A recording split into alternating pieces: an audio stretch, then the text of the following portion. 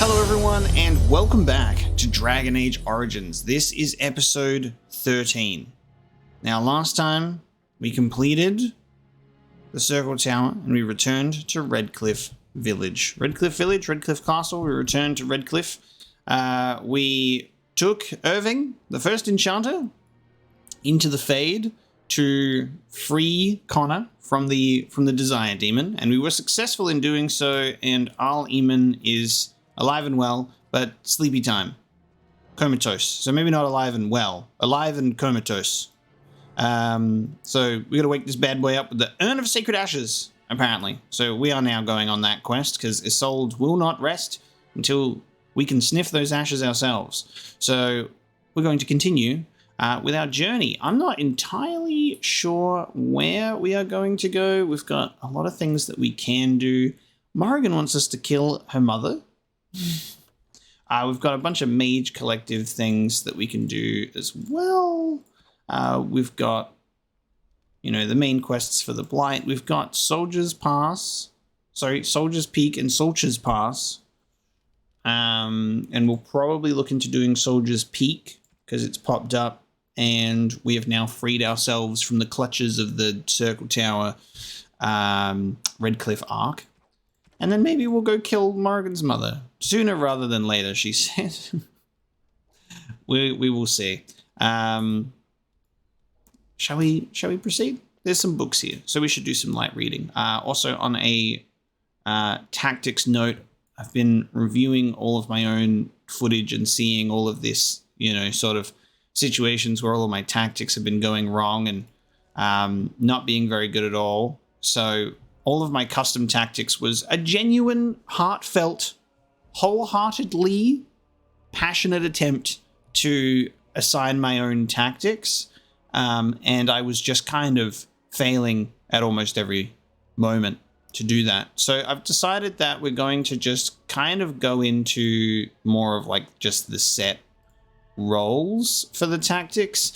But even so, I will try and sort of micromanage my people in battle a little bit more as well, which I have been doing. Especially you can see in the last episode or so, I've been pausing and issuing more commands, especially on a mage-based thing. Especially with revival and stuff like that. It needs to be a very manual spell to cast. So hopefully we'll stop seeing, a lot of issues in regards to my tactics. My dog! There's my dog. However I can. It's I always come into the game and then I'm like, wait a minute, where my dog at? There he be. Alright, pile of books. History of Ferelden, Chapter 1. Okay. Always got to start a Dragon Age Origins episode off with story time, with some light reading. Ferelden, as we think of it now, did not exist before the Exalted Age. Instead, the valley was divided up into dozens of old Alamari clans. They warred constantly with one another over land, honor, the allegiance of the Three Holders, and on one notable occasion, the name given to a favourite Mabari. And then, in the 33rd year of the Exalted Age, Calenhad Theron became Terran of Denerim, and everything changed. Most of what we know about the founding of our nation comes from old songs that the bards passed down through the ages. The songs are filled with wild exaggerations and outright lies, but this hardly differs from the scholarly papers of some of my contemporaries.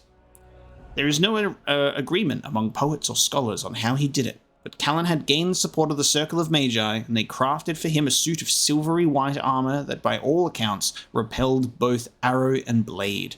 Callan had led his army across the valley and captured Redcliffe, one of only 3 men who ever successfully laid siege to that fortress, and presented himself to the bands of the Landsmeet as their king.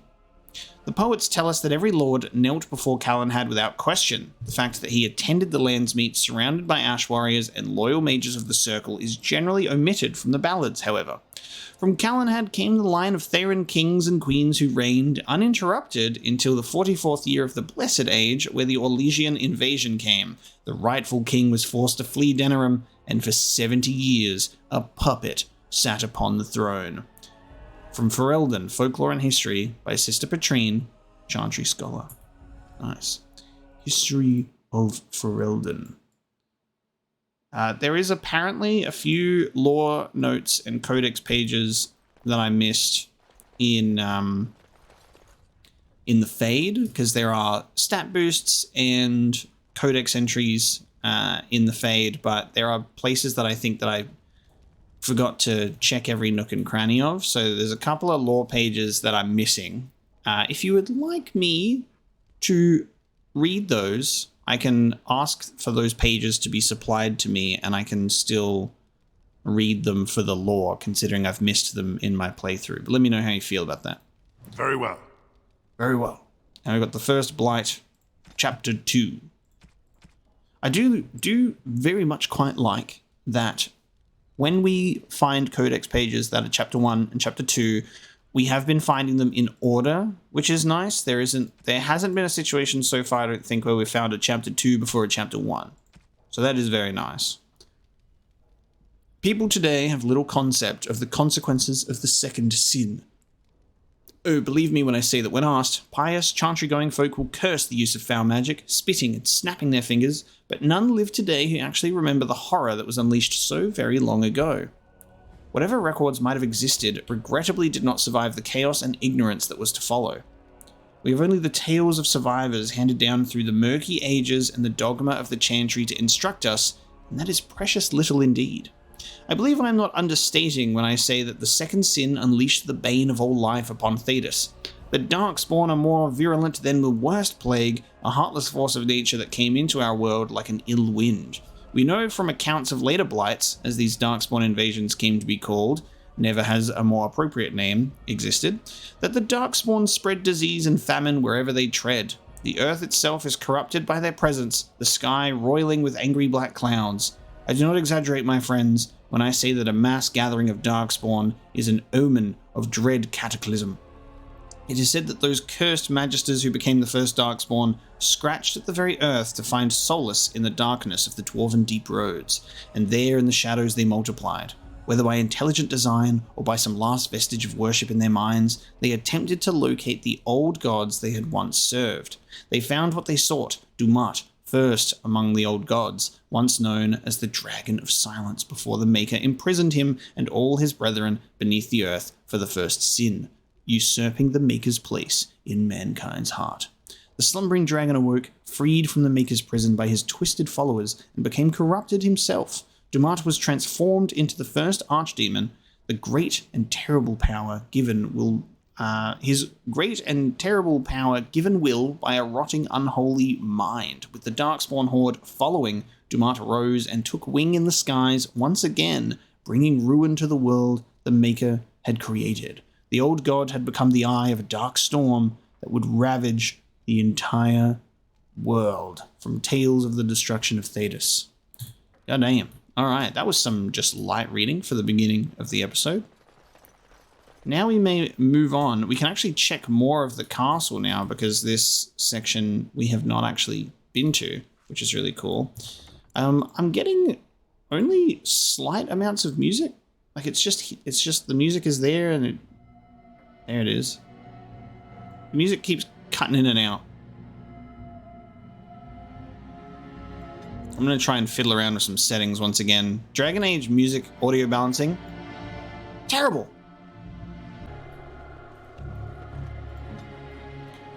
Alright, we'll monitor this and see how it goes. I might just have to, like, get into the habit of manually turning down the volume in my recording software when combat happens, because combat volume is, like, ear-shattering, and then the rest of the volume is, like, quiet. So I'll probably have to do some juggling, but we'll see how we go. That poor little boy. I just can't bear to think what he must have gone through. I wonder what happened to all the other castle servants that were here. Do you think they all died? Or did they run away? Did they run away? You can speak to Connor. You're the one who saved me. Yes, that's me. Then, thank you. Father always said to remember to thank people who do nice things for you. I hope Father gets better soon.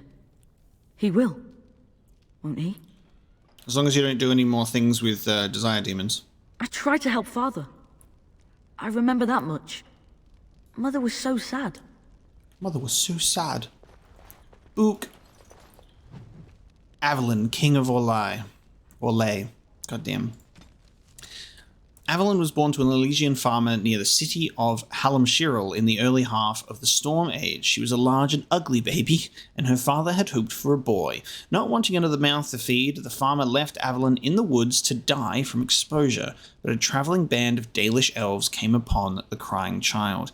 The elves took her into their clan and raised her as their own. They taught her archery, dueling, and survival skills. When she came of age, she was larger and stronger than most women, let alone elven women. Her adoptive parents knew that she was a fine warrior, so they encouraged her to enter a human tournament in nearby Monsimard. But women were not permitted to join the knighthood in Orlais, nor to compete in a tournament, so Avalon joined the tournament as a man. Her clan forged a suit of armor with a full helm and gave her an ironbark sword of the finest quality. Avalon entered the competition claiming to be a knight of Antiva. She refused to doff her helmet even during the archery competition, and sure enough, Avalon bested many other knights until, in the grand melee, she came upon Kaleva, a knight who served the Emperor and was considered the finest in the land. Kaleva was determined not to be beaten and struck swiftly and strongly as Aveline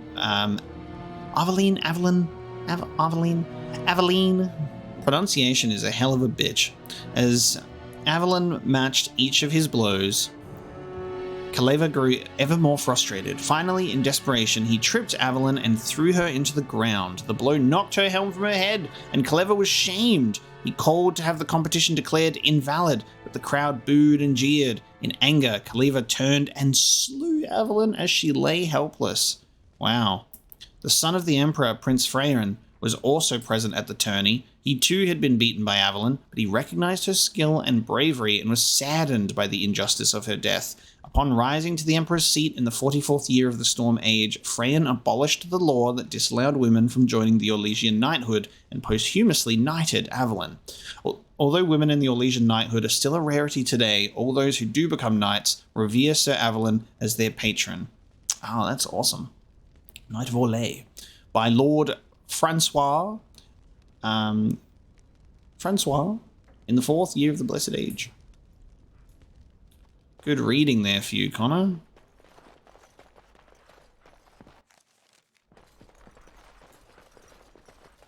Alright, we've got an autosave.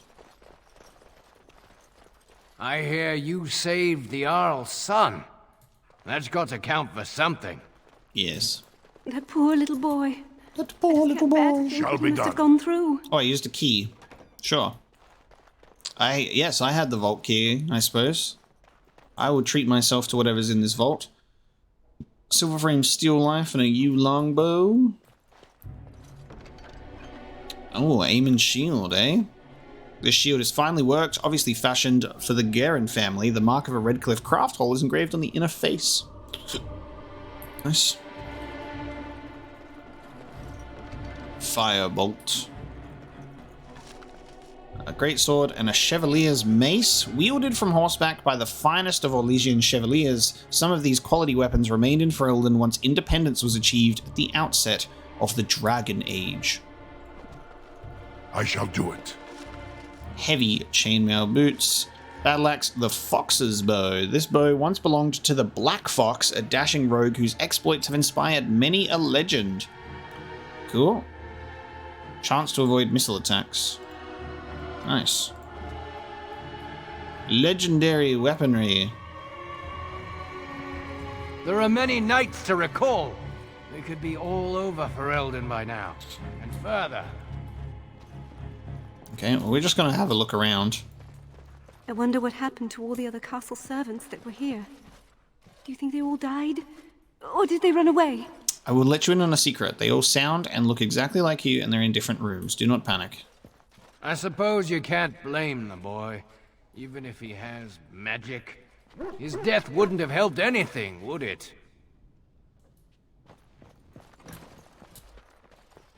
It shall be done.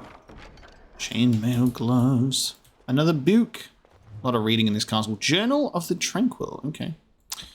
Some laugh at me. I no longer mind. Once upon a time, I studied as they did. I learned under the tutelage of an enchanter and attempted to master the art of bending magic to my will. And while I did well enough, I know that I struggled. I saw the way the enchanter looked at me, the sidelong glances of worry and disappointment. While other apprentices were conjuring fire, I could barely light a candle. I was frightened of magic. When I was a boy, my grandmother regaled me with tales of the terrible Flemeth, the Witch of the Wilds. She told me of the Magisters and how their evil magic infected the world with the Darkspawn. She told me of demons and how they were drawn to the dreams of those who possessed magic like moths to a flame. She told me all these things because, she said, the talent ran in our family's blood.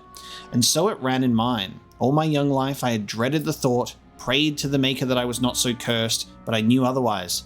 Deep in my heart, I knew. When the Templars came to our home, I knew. The Mage's Tower was terrifying, full of secrets and danger. The Templars glared at me as if I could spring full into an abomination before their very eyes. My enchanter patiently attempted to teach me to marshal my willpower. My only defense should a demon attempt to enslave me, but it was no use. How many nights did I cry myself to sleep in that dark and lonely place? Then my harrowing came at last, my final test. Face a demon, they said, or submit to the rite of tranquility. They would sever my connection to the Fade, and thus I would never dream, and no demon could ever touch me, but I would also be unable to do magic, and I would never feel an emotion ever again. Facing the demon was certain death, so my choice was easy. It was not so painful. Now I serve in other ways. We Tranquil manage the archives, we run the tower, purchase the supplies, and maintain the accounts. Our condition also allows us to use the magical element lyrium without ill effect, and thus we are the ones who enchant the magical items. We are the merchants who sell these items to those the circle permits, and the coin from those sales provides the circle's wealth. Thus, we Tranquil are vital. The young and old may stare at me, ill at ease, but they would be worse off without me. They may think me a failure, but there is no horror for me now. I feel no fear of what I am. The shadows are merely shadows, and I am content. Edin the Meek, Tranquil of the Circle of Magi of Starkhaven in the Free Marches. It's a very good insight into, the mind of a Tranquil, actually. They don't mind it. They don't mind it. A stone dragon statuette.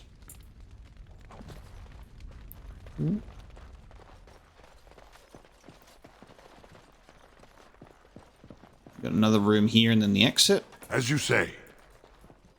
A vanity and a bookshelf. Fire crystal. And the Gerons of Ferelden, a genealogical. This is the Gerons of Ferelden, a genealogical history. This book traces the lines of Arleman back to the time of the Alamari clans. It doesn't seem to have been read much. Interesting that that's a gift and it doesn't come up as like a codex entry to read or anything. Shall be done. Anybody want to clear up these bones? Oh, are these guys alive again? I'm not seeing eyeballs in the suit of armor this time. Oh no, yes I am. What the fuck? It's so terrifying, dude. There's eyeballs in there. It's so fucked. Don't attack me this time, okay? Alright, I'm pretty sure this level we explored because we did as much as we could. So we've already done this. Sir Perth is still here, and Ban Tegan. You return. Might you have news? What is Arleman's condition? Unchanged, I'm afraid. We've tried more magical healing, but nothing works. As time passes, I become more and more convinced the urn might be our only hope. You calling Eamon's knights back? Yes, but they are returning slowly. No doubt the war's progress, as well as the Darkspawns, hinders many of them. I should go. Then I must resume my duties. The civil war continues, and Loghain is no doubt angered Redcliffe has not been disabled. Good luck, my friend. I hope this continues to go well for all our sakes. Okay. We will be back with urn updates, probably, maybe. It is good you resolve this demon business. Now we must either revive the Arl or allow Ban Tegan to take his place. True. Is he up for that, however? As you say. Oh, actually, I don't know if I've been here. See, there's still so many servants in here. Where does this... Ah, this goes to the basement. Hold on. We haven't actually been... No, we have not been in this area. Hold on a minute. So there's a basement that we can go down. I remember we tried to investigate this stuff, but it was locked.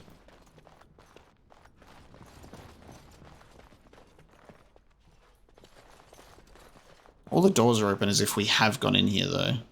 But alas, then there are unlooted items, so I'm not sure.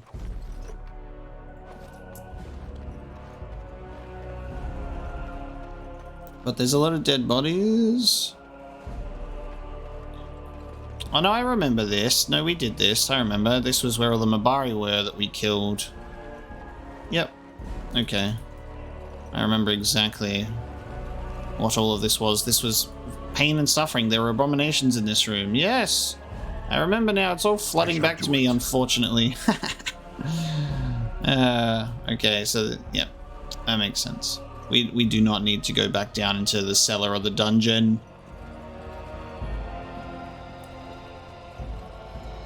That was a hellish experience, and I do not wish to go through that again. Except I'll probably be a lot more capable now. Okay, now we leave Redcliffe, and here comes decision time. I think we should go back to the party camp, and then go to Soldier's Peak. I think that would be a pretty decent idea. I think that would be a good idea. Leave Redcliffe behind us for now. Head to the party camp. Have a look at doing a DLC mission of Soldier's Peak. Lothering is destroyed.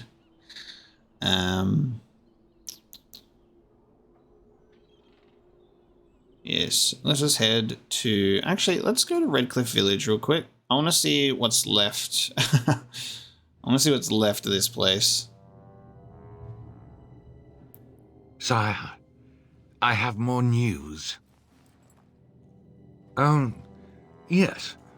Well, it seems that the fighting has gone Enough. exactly as you... I would like to know what you intend to accomplish, Father. Should we not be fighting the Darkspawn instead of each other? The nobility should be brought into line and then the Darkspawn defeated. This is no true blight, Honora. Only Kaelin's vanity demanded it be so. Beg pardon, sire. But blight or no, we may not have the manpower to face the Darkspawn soon. Kaelin approached your legions for support, did he Never! not? Marek and I drove those bastards out! We'll not roll out the welcome for them now. We need help, Father. We cannot deal with this crisis alone. Ferelden will stand on its own.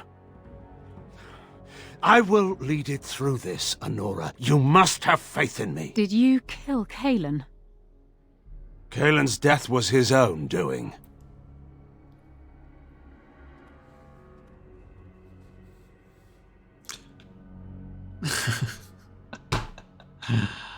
The sneer, like, yeah. Done with you. Interesting.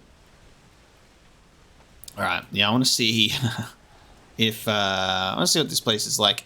There is a couple of chests that I should be able to open because I have gone up to mechanical expertise level 3, and hopefully those chests are openable. Went over a bridge and there was no dialogue. I can't believe it. Where does this go? To the world map. Alright, head back down here. Who dat? Knight Commander Harith. Move along, friend. Very well. Thank you. Okay. That's such a BioWare interaction. Hi. Bye. Still go into the secret passage, although we do not need to.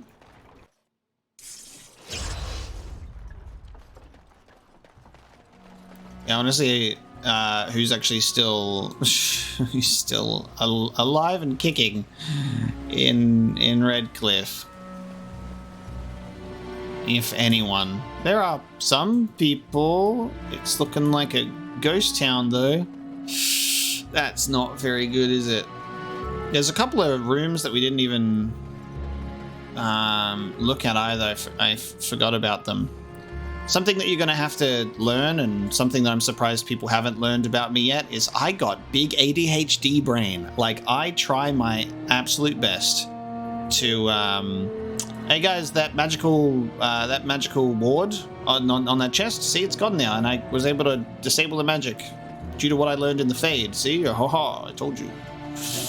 I try my best, guys, to be as thorough as possible and to take my time and to go through things, and I genuinely do, but sometimes you just got that ADHD brain kick in and you just go speed mode, and you don't do it willingly.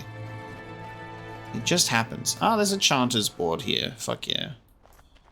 So you guys are just gonna have to unfortunately deal with the fact that I am who I am and I try my best, okay? Don't willingly mean to piss everybody off all the time. Because trust me, if it annoys you, probably annoys me too. Valena made it back to Redcliffe. See, I told you we'd return your daughter. Thank you, kind sir. I'd never have been able to return to my father if it wasn't for you. I did it. My Valena returned. She told me of your daring rescue. I can't begin to tell you how grateful I am. Take this. A reward for your deed. It's dwarven made and should serve you well. Dwarven made, nice. Thank you, I was glad to help. Dwarven armor? Yes, I'll take that.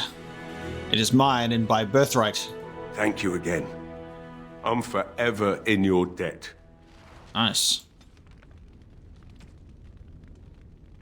The shielded dwarven armor requires 28 strength, so I'm never wearing that.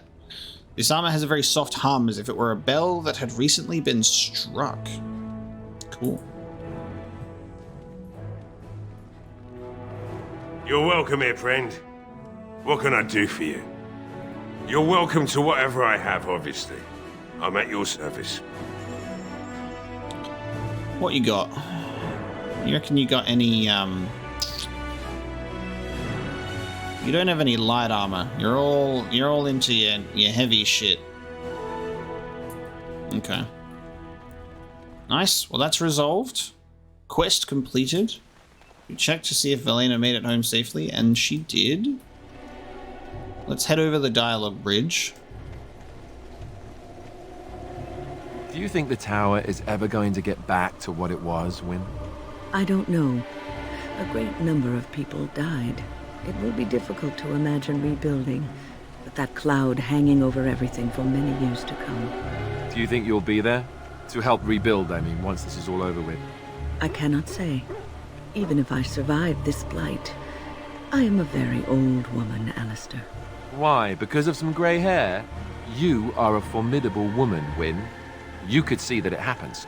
I think you overestimate the number of years I have left. But perhaps you are right. Or perhaps the memories of what happened there will be too strong for me to face. I have a hard time believing that.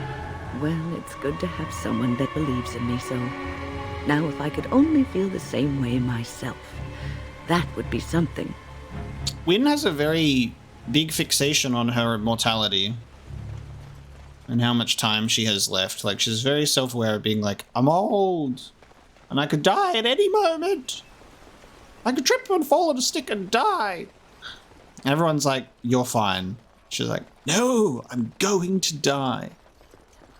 It's very interesting. There was a door that we had the opportunity to like kick down that we never did. That was here. Dwin's home. There's no sound from within. I'm just going to lockpick it this time because nothing in there. We're going in. Let's go in. Let's go into Dwin's home. Oh shit. Hello. Dwin and a couple of thugs. You guys have been safe in here. Oh fuck. I probably could have gotten your help for the for the Redcliffe assault. Hey, you guys have been dwarf to dwarf though. You're not going to attack me, right? We're good? Oh, it's you. The one they're all talking about. Shouldn't you be out there celebrating with the rest of them? Don't think I'll take kindly to your intrusion just because you're one of my kind. You're a stranger just the same. I did think there would be some camaraderie, yes. Unfortunately, that sucks. Who are you? And I could use your help with the Darkspawn. If I wanted to fight Darkspawn, I'd have stayed in Orzammar. No thanks. Who are you? Name's Dwin, and this is my house. Private property, as they say. I'll go. Go celebrate or whatever it is you're gonna do. You won, right? You're a hero, or something. Okay, well, I guess we probably could have recruited his help for Redcliffe, but now he just chills here and says congratulations. Never thought I'd survive that. Yeah, did you do anything? I didn't see you there. We better get out of town before those things come back. That'll probably actually happen, won't it? I fully expect that we'll complete some fucking story quests, and then I'll look on the map and Redcliffe will just be decimated. It's like, why did I even bother? Alright, Dwin, see you later. Good to see a fellow dwarf in these parts. Sorry for lockpicking your door. Alright, that's something that I missed out on. Ah, and there's a Mages Collective down there too.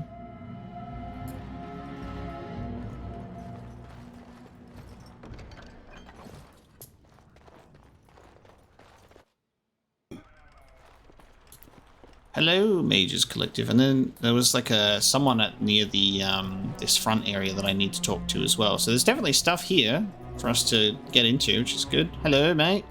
The Mages Collective thanks you. Make us smile upon you.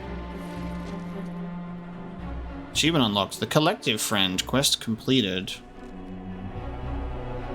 Oh, I brought 10 bundles of deep mushrooms to the Mages Collective. Yep, that was definitely what I was doing. Nice. That was definitely what I was intending to do there. So we've got activating mystical sites. We've found one in the Circle Tower, because that's the only place that we've been out of all of these. Track down a small group of adventurers. That's probably going to be when we're on the road. Find 3 apprentices, 2 in Denerim and 1 in Orzammar. And then travel to the Brazilian Forest. Brazilian Forest? And slay the Cabal of Maleficarum. Okay. And also you've got new stuff for us, because this is a new Mages Collective thing. A Gift of Silence. This collective is only successful at the pleasure of the Templars. Their continued devotion to our safety requires certain concessions on our part. In the interest of renewing our relationship with these fine and generous agents of the Maker, we ask that a willing man or woman of character grace our good friends with the gift of lyrium. Procure 10 lyrium potions and offer them up to Knight Commander Harith in Redcliffe. Okay, I've got 10 potions already, so we'll give them to Harith. He's back upstairs. And the Scrolls of Banastor. In times such as these, one must suspect even his neighbour of the darkest dealings, lest they cast a shadow upon those who labour under the light. I, Jabasto, have heard tell of a cabal in Maleficarum performing rituals in the dark near my sanctum, and I certainly wish to see them brought to justice for their dark deeds. I hesitate, however, to accuse them of foul sorcery without a full understanding of the trappings, ritual, and appearance the dark magic requires. The writings of the hated Maleficarum Banastor should be suitable. Should a courier be available to procure me copies of the Scrolls of Banastor, I would be appropriately grateful. Pretty sure we've picked up a couple of those, actually, already. So, a couple of quests. Jolly good show.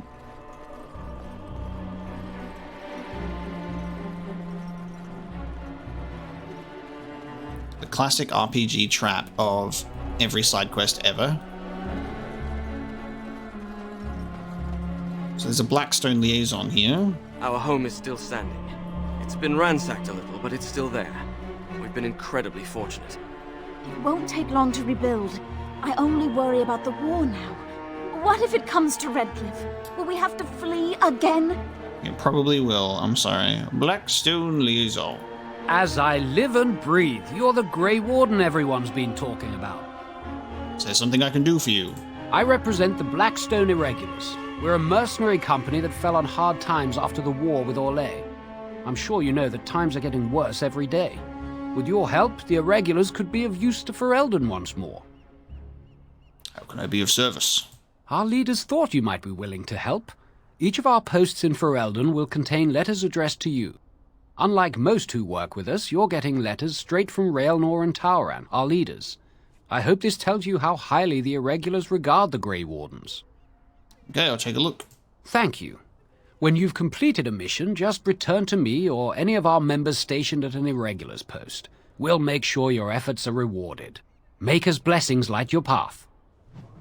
Letters from the Blackstone Irregulars. There was definitely one of these in Lothering that I missed, wasn't there? Now they're dead. A letter written in careful script addressed to you, to the inimitable Grey Warden. Your deeds have spread since the tragedy of Ostergar, and I find myself in need of one such as you. I am Raelnor, captain of the venerable Blackstone Irregulars, and I hope to win your trust. The Irregulars have come on hard times since the war with Orlais, but I have fought to improve their reputation. Gone are the days of my father's shady deals with the unscrupulous nobles in Denerim. No, I have trained a guild filled with honourable men ready to fight for Ferelden, and I am proud to say that I have seen your own Grey Wardens as a sort of model. We are not perfect. My own son advocates a move back to the more lucrative way my father ran the guild, but we are steadfast. It is in this context that I ask for your help, and I promise we will reward you accordingly. Should you be willing, please find letters in this box and others like it all over the land and carry out the request therein. For this matter, consider requests from my son as if they came from myself. And thank you again from the bottom of my heart. Whether you choose to assist us or not, you are doing the Maker's work, Warden, and I am honoured to work with you. This letter is marked with the steel of the Blackstone Irregulars from Raelnor. Nice. Very polite and respectful. I will look at your box, sir. Dereliction of duty, my friend. The Irregulars require a trusted agent to track down and deal with deserters. Do this, and you will be rewarded. These deserters took with them valuable supplies crucial to the Irregulars' future as a supplier of martial services. Deal with these wastes of space as you see fit, and bring the supplies back as proof that the problem has been dealt with. We will ask no questions as to your methods or the final condition of the deserters. Use your own discretion. You will likely find them in the following locations: Samael in Lake Calenhad, Layson is in Denerim, and Tornas is in the Frostback Mountains. Your friend, Tauren. Okay. Grease the wheels. My friend, I have a task that requires some tact and discretion. I think you're perfect for the job. The Blackstone Irregulars cannot survive without the patronage of the nobles, mages, and other groups who retain our services. For that work to continue, however, we have to ensure that people are looking out for our interests. To that end, I ask you to make a trip to Denerim and pass on our appreciation to certain individuals. Return when you are done, and I'll see that you are rewarded. Okay. Good thing about accepting all of these as we come across them is when we enter a brand new location we haven't been to before, we can just fucking run through a whole list of things, which is good. Maker's blessings upon you, Warden. Maker's blessings upon you. Now we've got the Chanter's board. Our demon can be revived. Maybe we might see an end to all this misery. I have my doubts. Chanter Farah. The deep dark before dawn's first light seems eternal, but know that the sun always rises. Sorry, excuse me. The dust in Redcliffe this morning is too much. Caravan down. Sister Geisel? Sister Jizzle? Sister Jizzle. That's perfect. Sister Jizzle posts, unfortunate news has arrived that Darkspawn have extended their incursion into areas previously thought safe for travel. A runner from a border caravan brings word that they unknowingly passed into infested territory that were being tracked by several unseen creatures. He was dispatched to seek help and does not know the fate of his fellows or the viability of the trade route. Travelers in the area are urged to be cautious. Any with the ability to rescue or determine the status of the troubled group will be rewarded. Brothers and sons. Sister Rana posts on behalf of her neighbours, the Darkspawn incursions in the south have made for difficult communication, even through official means. The relatives of the conscripts in Company Easthill have beseeched me to deliver word of their brothers and sons. I have no means to do so, but can point a traveller of stout heart in the proper direction of their recent engagement. To any who are able to find their loved ones, I offer what little silver they have been able to entrust to the board, as well as the sincerest gratitude of the Chantry. Skin Deep. A runner sends this request from Knight Commander Thames. While the report I have heard no doubt suffer from exaggeration, the observed creatures assaulting Redcliffe trouble me greatly. If we are to properly combat these unnatural agents and prevent their reoccurrence, the mages bound to my service will require carefully prepared samples of flesh for study. Thereafter, should a deployment occur, we will be well briefed. If there are skilled warriors present, I would have them gather samples from any remaining creatures as close to the presumed source as possible. The Chantry will reward this basic assistance with spiritual acknowledgement. If the request is exceeded, gold will be added, but the offer is limited. A desperate haven. Sister Rana has heard reports of an imminent tragedy. A runner has brought me dire news of a group of refugees fleeing the Darkspawn. They have been cornered in unfamiliar ground, fighting for their lives. The Templars are necessarily occupied, and my own means are few and stretched. If someone of skill has the ability to deliver these people, I can only offer the honest gratitude of myself and of the Chantry. Hopefully, that will be enough for the rare person we need.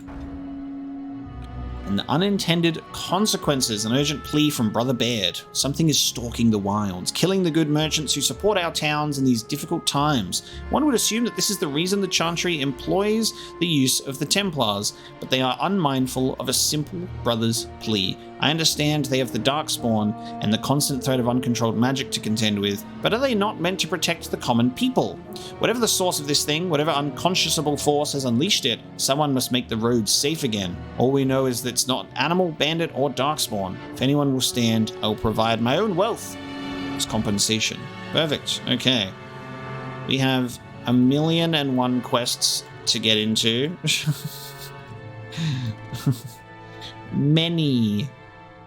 Many quests, and we'll find out when we travel how that's going to go. Lovely. Okay, to the Chantry. Good day. Good day. You look miserable. Just hanging your head like that. There are many gone who we must honor, but we must also remember those who aided us in our darkest hour. It's all over now? When is Mother coming back? Yes. She went out to go get milk. These are terrible times. Just terrible. Alright. It's looking mighty empty in there. This place, in general, just looking mighty empty. I think that there was another chest somewhere in this place that I also needed to open. But alas, I cannot remember where it was. I only remember that one that was up on the hill.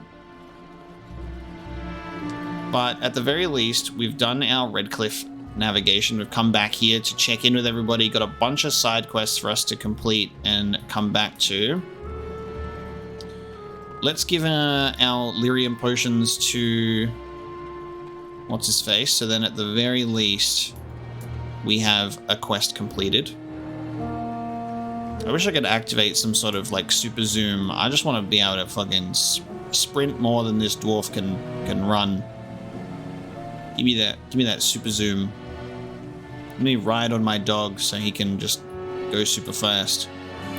I have lyrium potions for you, sir. Move along, friend. Gift. Oh, wonderful. I always appreciate correspondence from my upstanding friends in the Collective. On behalf of myself and my men, I thank you. I'll make sure the Collective's generosity is reciprocated. On your way now. On your way now. Quest updated. Return to the Mages Collective for your reward. Okay. Lovely backtracking. Alright. Then we can go to the world map. We'll head to the party camp. We'll check in with everybody.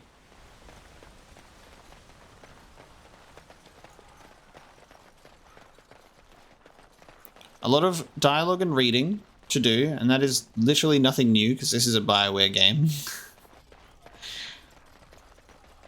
And then they will be, when there is action, there is plenty of action. And I think this is good because we've had some very action-heavy episodes for the past few episodes in the Circle Tower, that it's nice to just be able to walk around a bit, take in the fresh air.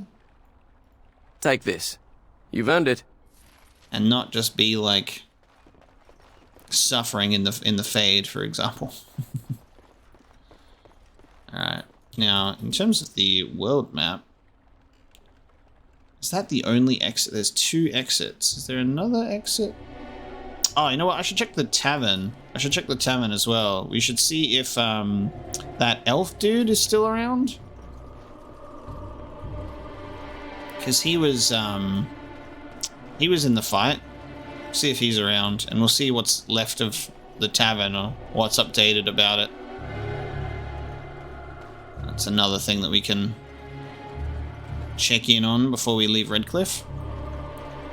scared that I'm going to leave Redcliffe and it's just going to be decimated by the Darkspawn or something. Bella and some gossips, and Lloyd and the militiaman. I'll never forget what happened here. I'm glad I'm still standing, but do I really deserve to be here when so many others have gone? Maker, help us. What will we do now? If it isn't the hero of the day, what can I get you? Refund on all that money that I gave you because I bought like 5,000 ales. Right, I've got some supplies too, in case you're interested. With the store closed down, it doesn't hurt to pick up some of the slack, eh? Yeah, you do not have much, do you? I admit, for a while, I didn't think either of us would survive. It's good to see you did. Okay, it's good to see you too, I suppose, there, Bella. Anything I can get you? I should go, apparently, Good luck to you then. according to BioWare. Anything I can get you? Nope. Good luck to you then. That's it. Thank the Maker, my brother and his family made it out of Lothering. He said that the Darkspawn attacked it the very next day. The Darkspawn took Lothering, did they? I don't know. I expect so, since there was no one there to stop them. Well, it won't be much longer until those monsters get here. There doesn't seem to be anyone fighting them now. And then they all look at me like, there doesn't seem to be anyone fighting them now. Grey Warden.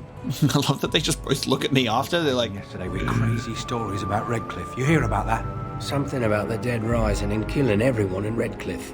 And Arlema nearly dead from some illness. Crazy, isn't it? Sounds like the end times. Maker's breath, as if we don't have enough to worry about. Arlema would back up Terran Logain if he were right. I know he would. Looks like the fighting has finally started. Too much to hope they'd work it out, I guess. I hear Ban Bronak got his helmet handed to him. Of course he did. Terran Logain is out there leading the troops, he is. Well, I guess that's good. It's a victory, right? Right. Right. Right.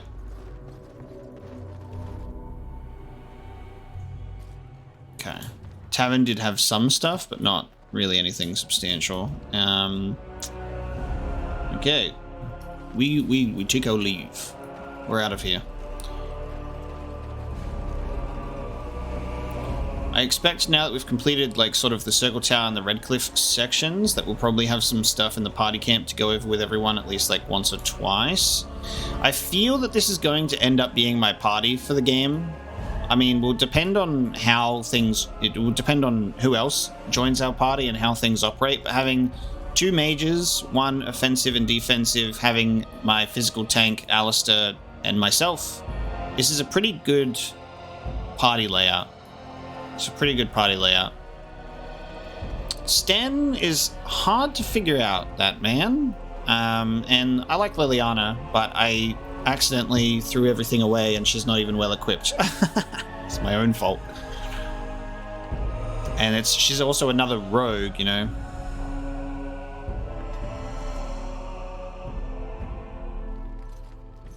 Now that we're back at the camp, I want to talk about what happened at Redcliffe. Interesting, that loading note, by the way, when it talks about the Fade, how everyone goes there that can dream, but dwarves don't dream. I'm just a special kind of dwarf. Imagine if I was just straight up resistant to going sent to the Fade because of lore reasons, because I was a dwarf. The sloth couldn't send me to the Fade. But I guess maybe I'd just die instead. It's probably a good thing I went to the Fade. I think it turned out quite well, don't you? I don't know, everyone kind of... There's a lot of people that died to save one boy. What's on your mind? I just wanted to thank you. You went out of your way to save the Isle's family, and you did it. Even though it would have been easier not to. There's been so much death and destruction. It makes me feel good that at least we were able to save something. No matter how small. I owed the Isle that much. True. If we can stop the blight, we'll save much more. You're right. Hopefully, by that time, there's still enough of Ferelden left to save. Good. Now that the warm, fuzzy part of the day is over with, we can get back to the ritual dismemberments. Oh, wait, it's not Tuesday, is it? Inspired, minor constitution. You got a skill acquired. Inspired by your leadership, this party member has gained a minor bonus to constitution. Cool. Alistair. Alistair is fascinated by magic, even as his life is defined by fighting its dark manifestations. He has a fondness for strange runestones and a figural studies of arcane creatures. I guess that's what's updated. So runestone gifts and figural studies of arcane creatures. So you can just look in their codex entries to figure out what you want to gift them for approval points. But it seems to be happening quite natural, which is good. The fire's over in a different direction there, bud. Okay.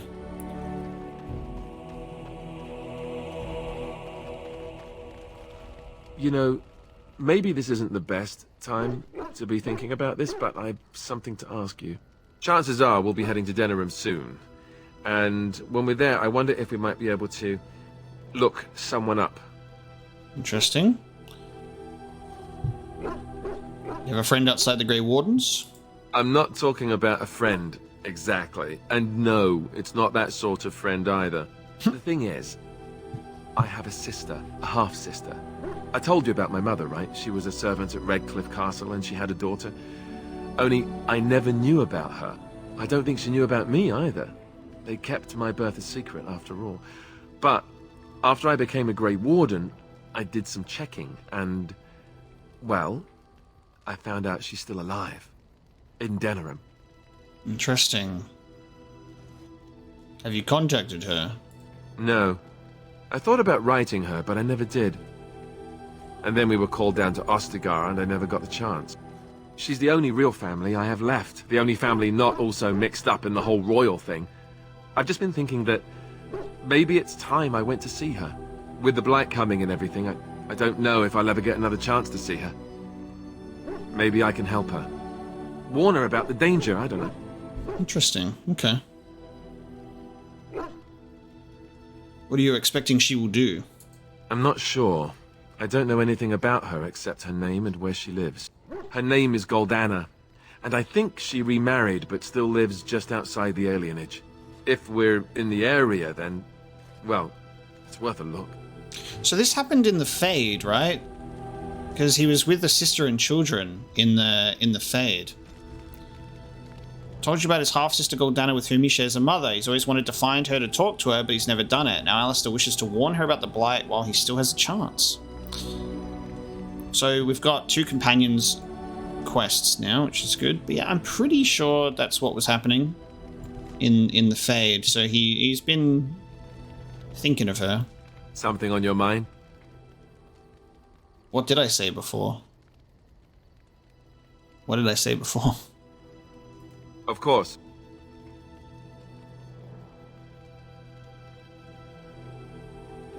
If you were raised in the Chantry, are you a virgin, Alistair? Never what? Had a good pair of shoes? Sex? Have you fucked, Alistair? Oh, so that's what we're talking about. Well, if you really want to know, you tell me first. Tell you what, of course I have. And apparently you have no shame as well. This dwarf well, fucks. All right, I'll play along. I myself never had the pleasure. Not that I haven't thought about it, of course. But, you know. Alistair, I'm gonna get you laid. You lack the proper parts. Oh, you've never had the opportunity? Well, living in the Chantry it's not exactly a life for rambunctious boys. They raised me to be a gentleman. That's not so bad, is it? You tell me. I've no urge to rush into anything. We may not even survive what is to come, after all. Enough. I don't want to talk about this anymore. Let's go. I did get approval, though. That's great. Something on your mind? And now, I want to apologize for what I said before. Of course. What changes about you after the joining? You mean other than becoming a Grey Warden? Do you get more endowed, Alistair? What changes physically? Does anything happen downstairs? You've been a Grey Warden longer than I have. You know, I asked Duncan this too, and all I got was, "You'll see." You'll see. He wouldn't tell you. Oh, it's not that Duncan wants to keep it a secret. It's just that the Grey Wardens don't discuss it much. I gather it's not a pleasant topic. The first change I noticed was an increase in appetite. I used to get up in the middle of the night and raid the castle larder. I thought I was starving. I'd slurp down every dinner like it was my last. My face all covered in gravy. When I'd look up, the other Grey Wardens would stare, then laugh themselves to tears. That's probably the Darkspawn in you. That's what you get for having Darkspawn blood. You're ravenous like Darkspawn. I haven't felt anything like that. Really? I saw you eating dinner the other day. Savage. Yes, well... Ah, yes, the classy camaraderie of two men traveling out in the open. I take it you were like this before the joining, then. Oh, and then there were the nightmares. Oh, and then there were the nightmares. Duncan said it was part of how we sense the Darkspawn. We tap into their, well, I don't know what you call it, their group mind. And when we sleep, it's even worse. You learn to block it out after a while, but at first it's hard. It's supposed to be worse for those who join during a blight. How is it for you? Interesting. They really didn't want to go for just like the classic hive mind. It's a group mind. More friendly. Nightmares, yes, I know what you mean. Some people never have much trouble, but that's rare. Others have trouble sleeping their entire life. They're just more sensitive, I suppose. Everyone ends up the same, though. Once you reach a certain age, the real nightmares come. That's how a Grey Warden knows his time has come. His time has come. Oh, that's right. We never had time to tell you that part, did we? Well, in addition to all the other wonderful things about being a Grey Warden, you don't need to worry about dying from old age. You've got 30 years to live, give or take. The taint, it's a death sentence. Ultimately, your body won't be able to take it. When the time comes, most Grey Wardens go to Orzammar and die in battle rather than waiting. It's tradition. Left that out of the terms and conditions, didn't you? Oh, and the fine print. Dead in 30 years or less. Grey Warden guarantee. Thank you. Awesome. Well, at least I can go to Orzammar. That'll be great for me. I'll just go and die in battle and go to Dwarven Valhalla. That's fine. How cheery. Why Orzammar? You'll always find Darkspawn down where the dwarves are. True. The oldest Grey Wardens head to the deep roads for one last glorious battle. Not that there's a shortage of Darkspawn during a blight, but that's the tradition. The dwarves respect us for it. And you wondered why we kept the joining a secret from the new recruit. There you have it. I feel betrayed. This is wrong. It's interesting, to say the least. Quite the shortened lifespan. I never wondered that. I understand. You know, Duncan, he started having the nightmares again. He told me that in private. He said it wouldn't be long before he'd go to Orzammar himself. I guess he got what he wanted. I just wish it had been something worthy of him. You'll be remembered, Alistair, as will the others. I know. Ending the blight should make this all worthwhile, right? That's crazy. Look at that cheese wheel. God, I'm so hungry, bro. Look at that fucking cheese wheel. It's bigger than my cheeks. Yes? You'd like to talk. Well, here I am. We haven't spoken in a while. Yeah, we've already gone through all of the tales. Is there anything else? All right. It is my job to spin yarns after all. Yeah, it's all just stuff that we've done, which is... Okay, so I guess we need to take Liliana out and do some stuff with her weird roguish bard archery thing that she got going on. Something you need? Why did you want to stay at the tower? The Circle is in good hands. Irving knows what to do, and he doesn't need me underfoot. For now, I will support those that battle the Darkspawn. I do feel I left things unfinished in Ostagar. There is so much left to do, and I would be part of it. But you left the children. Yes, I did leave them. But if the Blight is not stopped, all of them will face suffering greater than what was seen in the tower. The Grey Wardens, all 2 of you, need all the help you can get. I will see this through to the bitter end, and after that, if I am still left standing, then I will return to the Circle. There's 2 of us! 2 of us! I wanted to make sure you really wanted this. No, of course I don't. I'm old and unsure of what I'm doing. Actually, I'd rather be in a warm chair in the sun, being served pudding, or some other easily digestible food. Fair. Well, that can be arranged. Well, get on it then, and make sure there's a blanket in my chair, and that it's soft, and that the pudding doesn't have cream on it. Cream gives me gas. Oh no, not the wind farts. Not the wind farts. Is there something you need? I'd like to ask you something about the Circle. I will answer to the best of my ability. How did you become a mage? People don't become mages. They are born mages. The talent just surfaces later. But you are asking how I ended up at the Circle. I was brought there by the Templars, just like many of the other apprentices. I don't remember very much.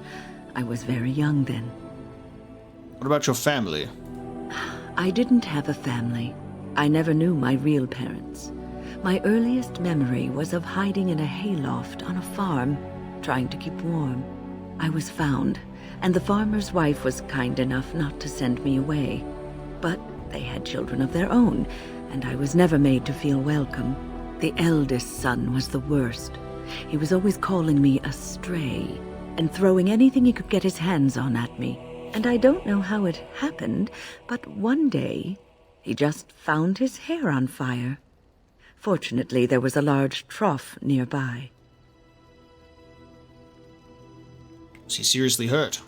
I had singed his hair and eyebrows, but injured little other than his pride. Who knows what they would have done to me had he been more seriously hurt. Thankfully, all I had to endure was a few nights locked in a cold barn with a bowl of water and a crust of bread. The Templars arrived several mornings later. What happened when you arrived at the tower? I'll never forget the moment the Templars led me into the entrance hall of the tower. I had never seen anything so grand in my life. I stopped being afraid then. I knew I was home. Prettied up prison. It's a great story. Well, that's about all there is to my tale.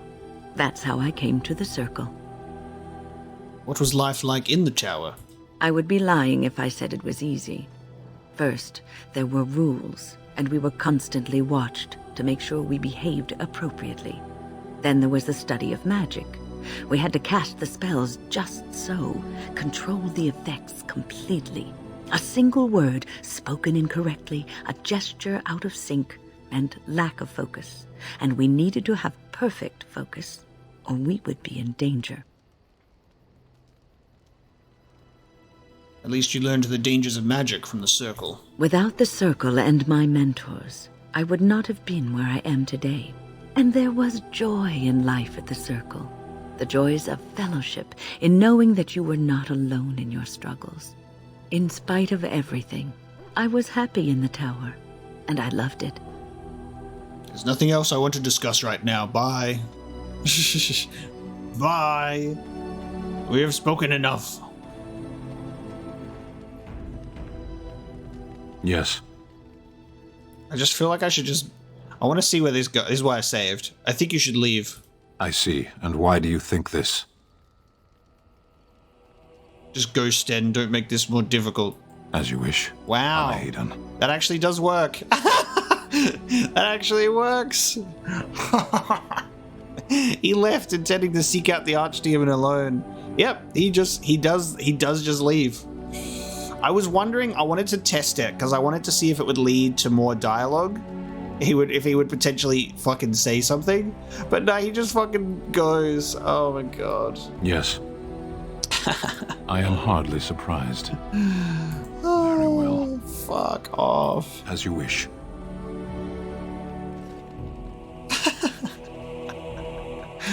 All right, bye. Fucking say less. Be out. I await your command. So, full of questions, are you? Is Flemeth really what she seems to be? Well, that depends, does it not? What does she seem to be?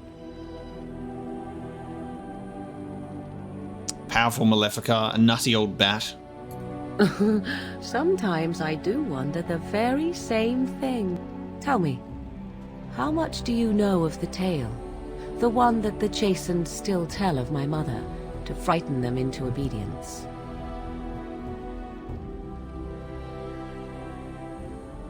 I've heard a little of it. No doubt such a tale has mutated much over time and telling. I can relay what Flemeth once told me herself, and you can decide whether or not 'tis the truth, if you desire. That sounds interesting. As the tale is sung by the bards, there was a time when Flemeth was young and beautiful, a fair lass in a land of barbarian men, the desire of any who saw her. Just how long ago is this? Many centuries, before this land was even named Ferelden. The tales say that Flemeth fell in love with Osen the Bard, and fled the castle of her husband, the dread Lord Conabar, and that he swore vengeance for her infidelity. In truth, my mother claims that 'twas Osen who was her husband, and Conabar the jealous lord who looked on from afar. Lord Conabar approached young Osen and offered him wealth and power in exchange for his lovely wife, and Osen agreed. Okay. Now we have read this tale already, but getting Morrigan's perspective on it when she says, in truth, it was this, it would be an interesting way. He sold his wife to another man. The life of a bard is a poor one, and love fades in the wake of hunger. 'Twas Flemeth who suggested the arrangement. All would have been well had Lord Conabar kept his end of the bargain. But he was a foul man who bargained with coin he did not possess. Osen was led off to a field and slain, left for dead. Flemeth spoke to the spirits and learned of the deed, and swore revenge. So she truly loved Osen then? That was not the point. Conabar had no honor, so she would not have him. Flemeth begged the spirits to aid her, and 'twas they who slew Conabar. The demon the legend tells of came later. Lord Conabar's allies chased Flemeth, you see, chased her to the wilds, and there she hid. There she found the demon, and he made her strong. The legends all speak of the great hero Cormac, he who defeated Flemeth and her great army when she invaded the lowlands centuries later. All lies. Which, she never invaded, or he never defeated her? The truth of the matter is that there was never an invasion. As Flemeth tells it, the Chastened never raised an army under her banner, and she never fought with any warrior named Cormac. Cormac led a brutal civil war against his own people, and later claimed it was to vanquish evil that had taken root amongst the lords. Thus, he was hailed a hero. Flemeth was only attached to the legend much later. Perhaps 'twas due to the great war with the Chastened that eventually came, but Mother claims not to know how it began.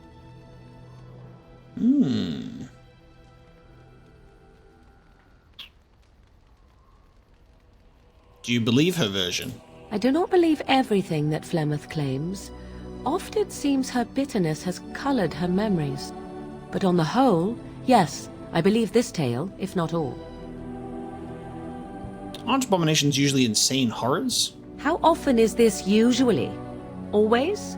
If not always, then when is it not true? There are more things in this world and the next than you or I could ever hope to understand. What Flemeth became is a mystery. I suspect even to her. That all sounds like hogwash. If that is what you think, so be it. I have thought so on occasion myself, but there it is. Dare I ask of your own mother? Few are abominations of legend, 'tis true, but I find myself curious, nevertheless. My mother is a useless drunk, if you must know. Ah, then you have my sympathies for what it is worth. Which is very little, I am certain. It matters not. Let us move on. That was a disapproval. I think because I said it sounded like hogwash.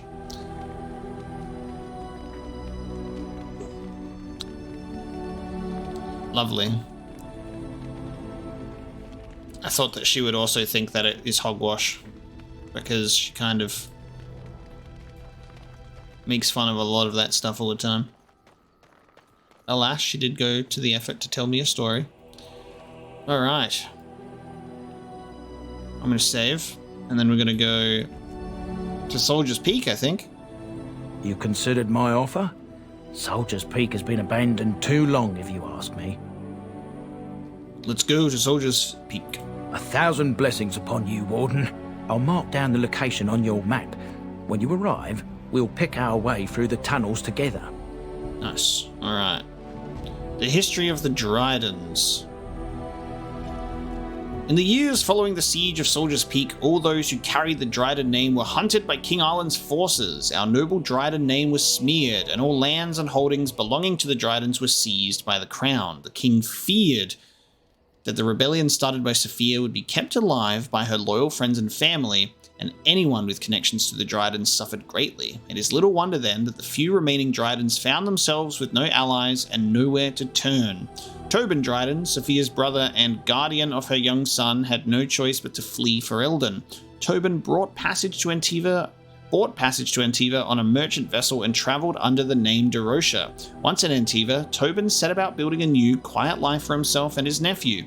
He started a small business and eventually made a name for himself as a trader. The Derosha merchant family prospered and the name Dryden was almost forgotten. However, in the 15th year of the Blessed Age, Sylvie Derosha uncovered old documents belonging to Tobin and pieced together the family's history. In her pride, and perhaps in her naivety, Sylvie reclaimed the name Dryden and returned to Ferelden. King Arlen lies dead and the Dryden name lives on. Our family has survived, even thrived, since the death of Sophia Dryden.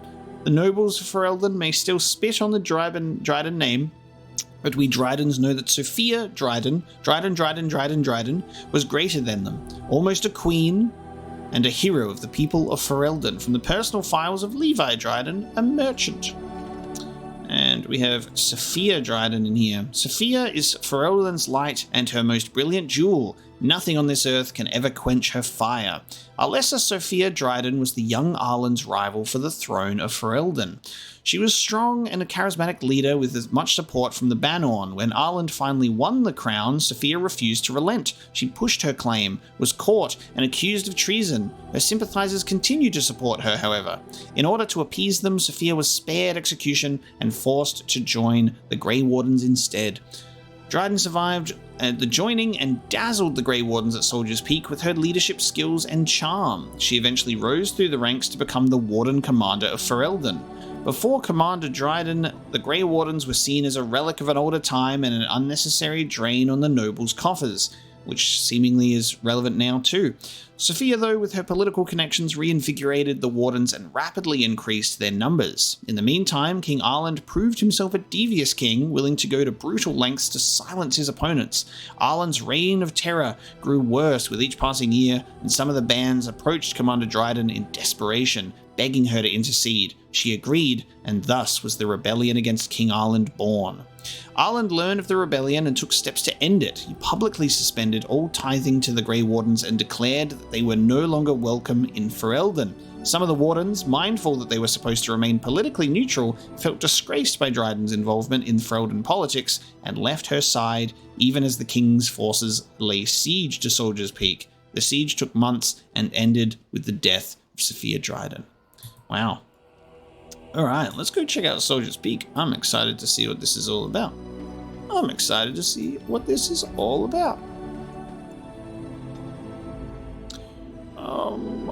Yes. Indeed. A very standard party to take with me. Ah, so it's up there. Atop a maze of abandoned mining tunnels lies the old Grey Warden base of Soldier's Peak, all the way up there. And then Soldiers Pass is something different as well. Okay. I guess we will commit. We'll head all the way up there.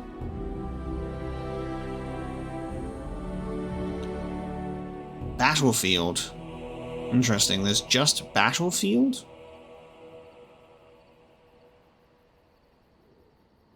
And refugees. Oh, I guess this is stuff that's related to our side quests. Caravan. These are like side quest stuff. Let's just begin the long journey up there.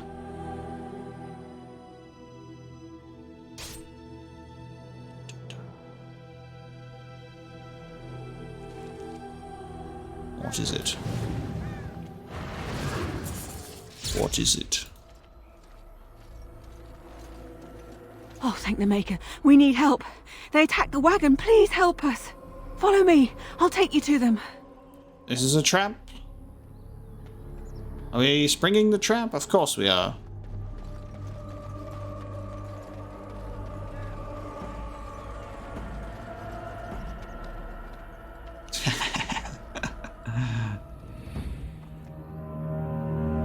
Is it the assassin guy? It is.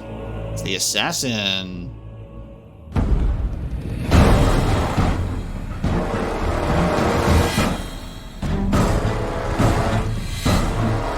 Alright, we're in battle time. Oh, the tree! Dies here! Jesus, okay. Alright, we're in battle time, so I'm going to turn down the volume now. Okay. Holy shit, there's a lot of people here. Alright, let's see if everyone's auto tactics do a great job. Look at this bird. Enemies ahead. Okay. Very well. Oh, Morrigan, you cone of colded me. Begin the onslaught. I hope I don't get blood all over him again. Away with you! Quickly, we must fight! You cone of colded me again. Where is... Oh, you're the target of... Oh, shit.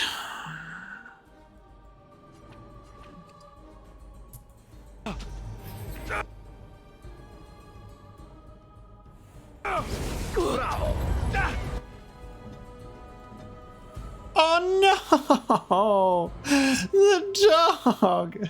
Oh no! The dog is not in combat. That's so funny.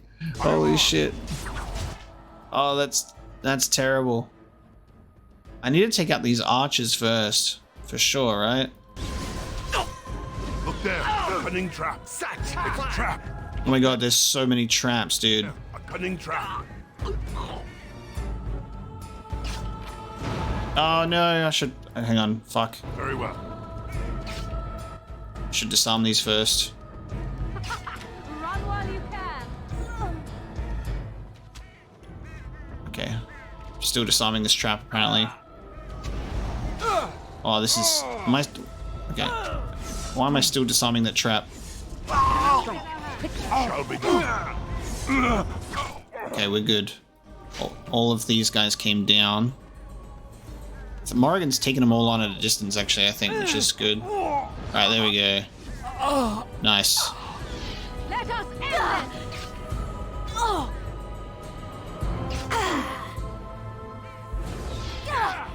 Everybody's doing such a better job now that I fixed the tactics. There we go. The elven assassin is wounded and unconscious but alive. You could tie him up and talk to him if you wished. I love how it's just literally like, kill him now. Now let's wake him up and talk to him. We know that he's been sent here by Logain, but let's talk to him. Oh, what? I rather thought I would wake up dead, or not wake up at all, as the case may be. But I see you haven't killed me yet. That could be easily rectified. Of that I have no doubt. You are most skilled. If you haven't killed me, however, you must have kept me alive for some purpose, yes? I'll ask the questions here. Ah, so I'm to be interrogated. Let me save you some time. My name is Zevran. Zev to my friends.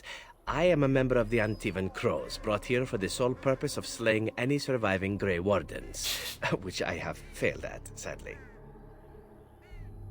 What are the Antivan Crows? This elf is a crow. That makes sense. They are an order of assassins out of Antiva. I understand they almost run that nation, and are hired only at great expense. Quite right. I'm surprised you haven't heard much of the Crows out here. Back where I come from, we're rather infamous. Not for being good assassins, I see. You came all the way from Antiva? Not precisely. I was in the neighborhood when the offer came. The Crows get around, you see. Who hired you to kill us? A rather taciturn fellow in the capital. Logan, I think his name was. Yes, that's it. Taciturn. Okay. When were you to see him next? I wasn't. If I had succeeded, I would have returned home and the Crows would have informed your Logan of the results, if he didn't already know. If I had failed, I would be dead, or I should be, at least as far as the Crows are concerned. No need to see Logan then. If you had failed? What can I say, huh? I am an eternal optimist. Although the chances of succeeding at this point seem a bit slim, don't they? No, I don't suppose you'd find that funny, would you? How much were you paid? I wasn't paid anything. The Crows, however, were paid quite handsomely, or so I understand. Which does make me about as poor as a Chantry mouse, come to think of it. Being an Antivan Crow isn't for the ambitious, to be perfectly honest. And why are you one? Well, aside from a distinct lack of ambition, I suppose it's because I wasn't given much of a choice. The Crows bought me young. I was a bargain, too, or so I'm led to believe. But don't let my sad story influence you. The Crows aren't so bad. They keep one well supplied. Wine, women, men, whatever you happen to fancy. Though the whole severance package is garbage. If you're considering joining, I'd really think twice about it. The severance package is garbage. This guy's funny. Does that mean you're loyal to Logan? With all of this said, probably not at all. I have no idea what his issues are with you. The usual, I imagine. You threaten his power, yes? Beyond that, no, I am not loyal to him. I was contracted to perform a service. And now that you've failed that service? Oh, well, that's between Logan and the Crows, and between the Crows and myself. And between you and me? Isn't that what we're establishing now? Why are you telling me all this? Why not? I wasn't paid for silence. Not that I offered it for sale, precisely. Were you paid to talk my ear off, then? Consider it something I'm throwing in for free. As it is, if you're done with the interrogation, I have a proposal for you, if you're of a mind. Does this guy want to join our party and become another party member? Another rogue character, but an elf this time? Could have killed him and squandered this whole opportunity. I'm listening, make it quick. Well, here's the thing. I failed to kill you, so my life is forfeit. That's how it works. If you don't kill me, the Crows will. Thing is, I like living. And you obviously are the sort to give the Crows pause. So, let me serve you instead. And what's to stop you from finishing the job later? To be completely honest, I was never given much of a choice regarding joining the Crows. They bought me on the slave market when I was a child. I think I paid my worth back to them plus tenfold. The only way out, however, is to sign up with someone they can't touch. Even if I did kill you now, they might just kill me on principle for failing the first time. Honestly, I'd rather take my chances with you. Won't they come after you? Possibly. I happen to know their wily ways, however. I can protect myself as well as you. Not that you seem to need much help. And if not, well, it's not as if I had many alternatives to start with, is it? What do you want in return? Well, let's see. Being allowed to live would be nice, and would make me marginally more useful to you. And somewhere down the line, if you should decide that you no longer have need of me, then I go on my way. Until then, I'm yours. Is that fair? Why would I want your service? Why? Because I am skilled at many things, from fighting to stealth and picking locks. I could also warn you should the Antivan crows attempt something more sophisticated, now that my attempts have failed. I also know a great many jokes. 12 massage techniques, 6 different card games. I do wonderful at parties, no? Can I expect the same amount of loyalty from you? 0. I happen to be a very loyal person. Up until the point where someone expects me to die for failing. That's not a fault, really, is it? I mean, unless you're the sort who would do the same thing, in which case I don't come very well recommended, I suppose. Alright, I accept your offer. What? You're taking the assassin with us now? Does that really seem like a good idea? If you want to kill him, Alistair, then you do it. You're here, aren't you? Collecting cast-offs is what we do. If you want to kill him, Alistair, then you do it. Well, no. I suppose we could use whatever help we can get. Still, if there was a sign we were desperate, I think it just knocked on the door and said hello. A fine plan, but I would examine your food and drink far more closely from now on, were I you. That's excellent advice for anyone. I hereby pledge my oath of loyalty to you until such a time as you choose to release me from it. I am your man, without reservation. This I swear. Okay. New party member just dropped. There he is. A level 11 rogue, Zevran. So we've got 3 rogues in the party, 2 mages, 2 warriors, and a dog. What a team. Blast and What does he say when he comes in? Horse feathers. Yes. Yes. Braska. Braska. Yes. Yes. Braska. Okay. Yes. Indeed. Lovely. Okay, Alistair and Morrigan disapprove. Even Zevran disapproves of his own, his own fucking hiring. He disapproves. All right, let's have a look because he'll be in the character here. Zevran, Arinai. Between the crew send their regards. Damn it. The Lannisters send their regards. Between the Tevinter Imperium, Rivain, and the Free Marchers sits the nation of Antiva. Although it possesses a few resources of its own, Antiva's location makes it a center for trade in the north, and the capital, Antiva City, is the wealthiest in the world. Antiva has virtually no army. The monarchy is too weak to support one. Most Antivans would be hard-pressed even to name the current king, as the true power lies in the hands of a dozen merchant princes, each with a personal army, and each locked in a constant struggle for power against all the others. Anyone would think then that Antiva would be a ripe target for invasion by one of her neighbors, but even the Qunari leave Antiva alone for one very good reason: the House of Crows. The most efficient, most feared, and most expensive guild of assassins in the world calls Antiva their home, and their reputation alone defends the borders. Zevran was the crow contracted by Loghain to assassinate Alistair and Mapo. One failed attempt later, however, he found himself at the mercy of his would-be victims. They showed him unexpected mercy, and in return he swore to aid the Wardens on their quest to end the Blight. There you go. What a jolly crew we have with us now. A letter, Friends of Red Jenny.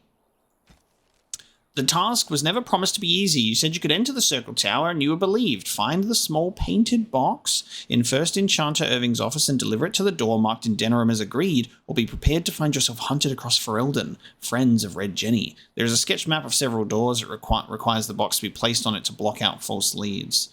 Okay, well, at the very least, I have the painted box. I believe I've picked that one up. Just going to take a quick break, and then we're going to proceed past the long road. Okay, lunch has been consumed.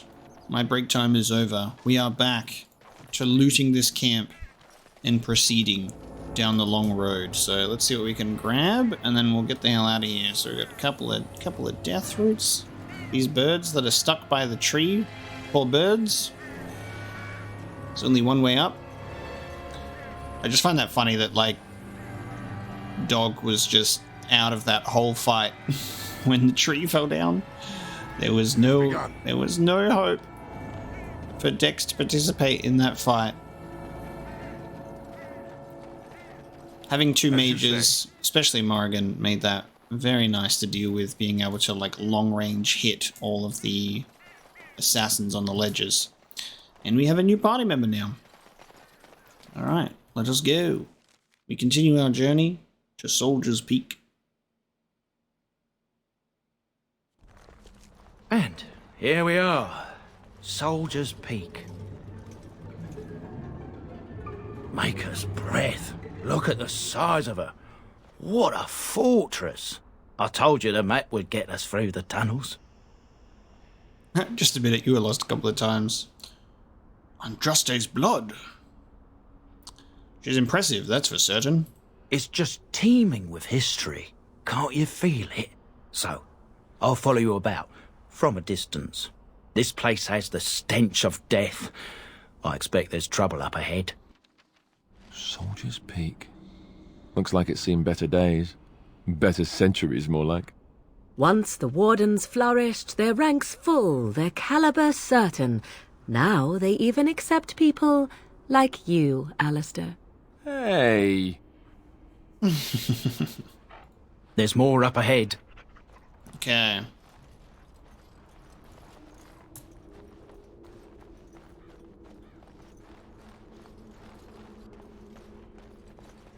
We got like this is giving me like Final Fantasy X like far plane vibes. We got like the souls of the dead through this place.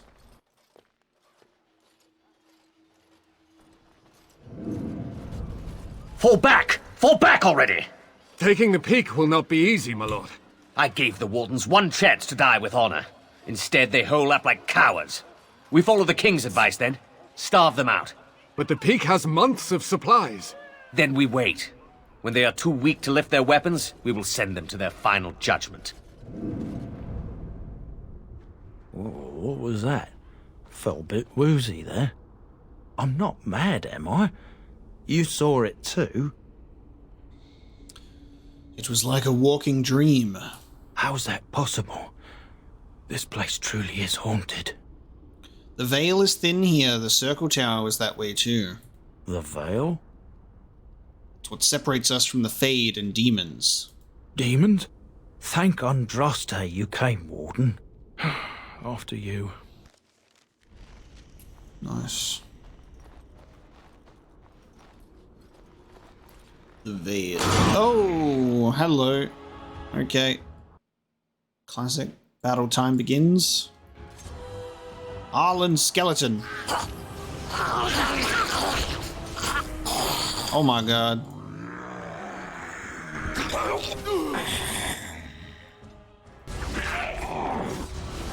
Arlen's lord.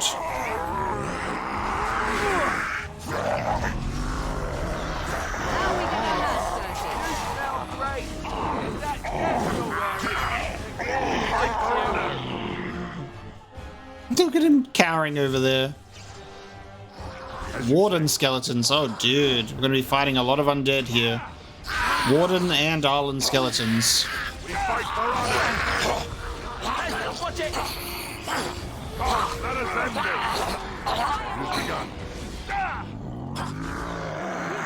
Well, they got glyphs as well.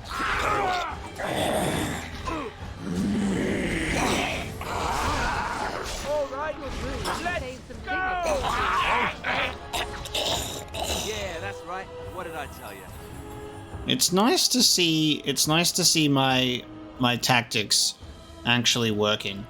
It's nice to see my tactics working. I'm very happy. I am very happy. Oh god.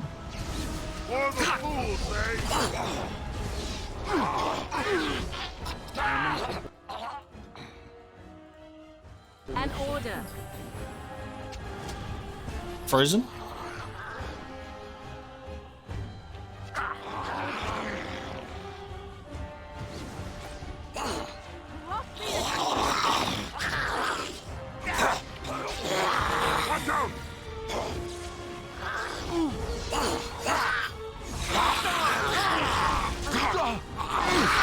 Did I unlock the coup de grace skill for my boy? I did. Cool. So when it's stunned, I can just keep attacking it from the front.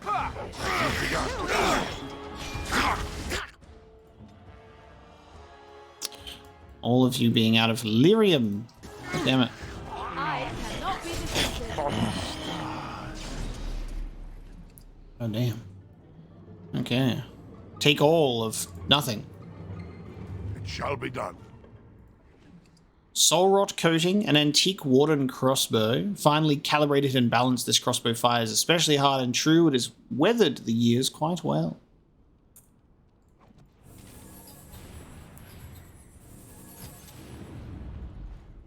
Nice.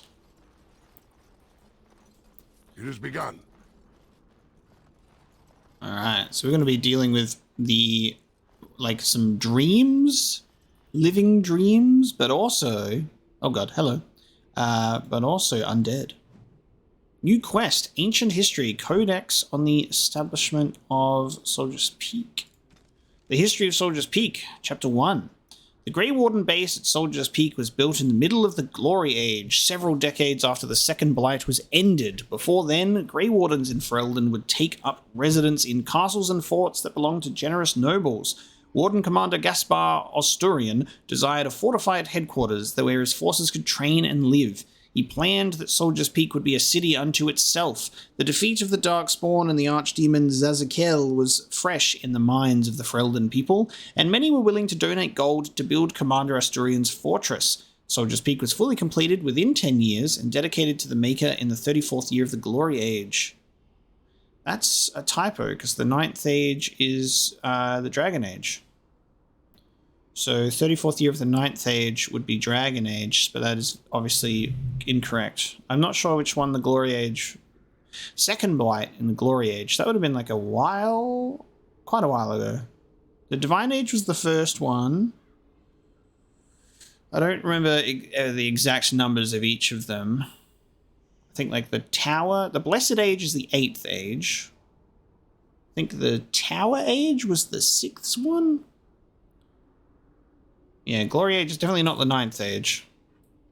See, I'm paying attention.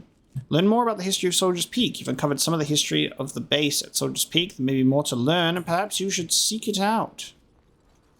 More codex entries. Okay. I am. Alright, now...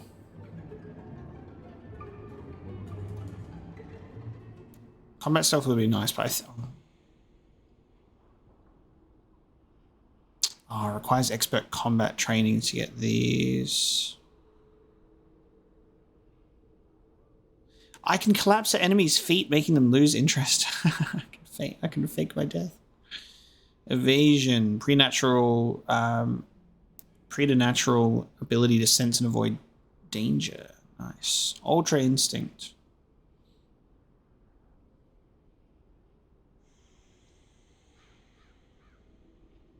Okay, I might... It'd be nice if I could do this in a different order. If I could go to, instead of leveling this up, like, can I go and get my combat training so I can get one of these? I'm gonna go for combat stealth. We're not at the point in our leveling up where we can, we get a new talent, I guess. Damn it. Can we go through the veil here? Yes.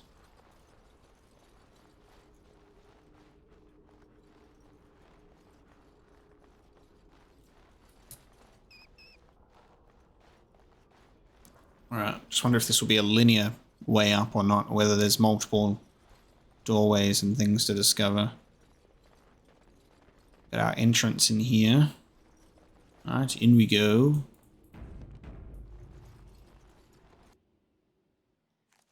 The men's morale is low. My spells are of no use in this matter, Commander. There is more to leading men than sorcery, Avernus. I will remind them that they're wardens. Men! I won't lie to you. The situation is grim. Our forces outnumbered, our bellies empty, and our hearts are sagging. But we are wardens! Darkspawn flee when they hear our horns. Archdemons die when they taste our blades. So are we to bend knee to a mere human despot? No! I, for one, will never give up! I, for one, will never surrender just to dance on Arlen's gallows.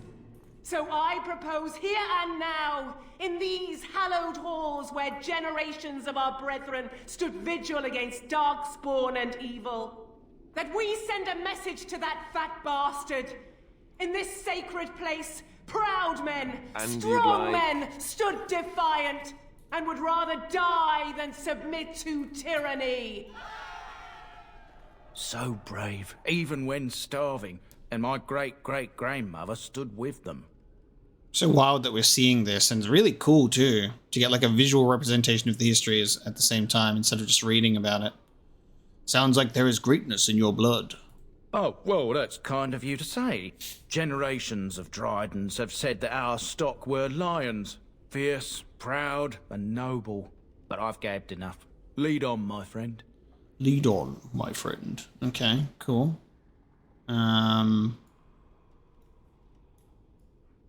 Lovely. Statement of defiance. Supposed to read, on these grounds, virtuous men stood against a tyrant. They stood defiant and stood for freedom, and they died. Read the names of the fallen. Captain Milo, the Black Ferret, Chair Thrower Lopez, Sir Derek of Orlais, and Jason the Longbow. Alan the Quibbler, Cartography Martyr, David the Silent, Dustin the Colorblind, Ebinger of the Bovine Brethren, Farrell the Feral, Sir Graham the Untiring, and Jason Sands the Argonauts. Langley the Nefarious, Lucky Lacuna, Mad Dog Smeadows, Matthias the Bloody, McGurk the Vile Priest, Melissa the Magical Malefactor, Om the Stretched, and Packrat Dirksen. Sergeant Red Morrison, Santos the Silent Scimitar, Vitriolic Eric, Weaken Eye Santos, and Wellburn the Exhaustive Fire. That is one hell of a collection of names right there. Amazing. Very well. Very well. Did I just take us back outside? Yes, I did. It has begun. This way. Into combat. Oh god, the arcane horror. Fuck this thing up immediately. Fuck this thing up immediately. Kill it. Our skill has won the day. I have learnt my mistake to let the casters live while I go for the rabble. A note. A letter from Ban, Matthew, and Wolf. Sophia. Arl Ruin and his entire family have been slaughtered, even the children. The Ruin line is no more, and the Arling belongs to the crown for now. Arland believed Ruan was plotting against him. Ruan criticized the king's spending on Wintersend, that is all. It was an idle word spoken out of turn. The king goes too far. His brain is filled with madness, and he clings to the crown like a drowning man clutches at a straw. Sophia, I beg of you, help us. If nothing is done, more will suffer. Your humble servant, Wolf.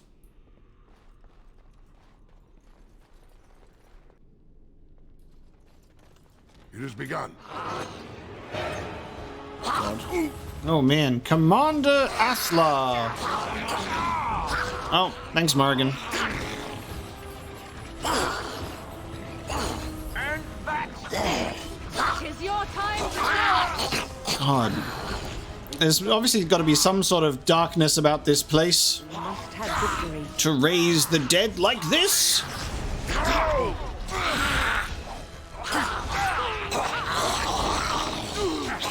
I wonder if a demon has taken up residence here. Oh my god, the choking noises of the skeletons. They shouldn't even be able to make noise. I wonder if with the veil being so strong here, if a demon has taken up residence in this fort. A plea from Commander Athlar. Soldier's Peak is more than we bargained for. There is sinister magic at work here. The men are seeing things. Oh, this happened back then too. The men are seeing things and cannot tell nightmares from reality.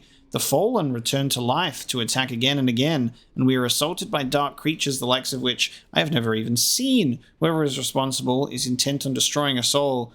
The King's army and the Grey Wardens both. Send help. We cannot last much longer. there was a third demonic party at play. Seeing those little abominations and the arcane horror in that room make a little bit more sense now as well as a result. Interesting. Interesting indeed. You've got Viridium chainmail on. Is there anything here that would... Oh, you have enough strength for this. You can have the dwarven armor on. Nice. You can wear the dwarven armor. It is going to contribute to your fatigue, however.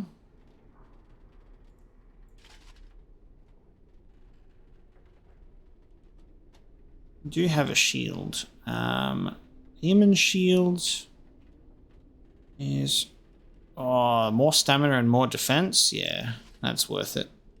It's worth it. You take that. You take that. You run with it.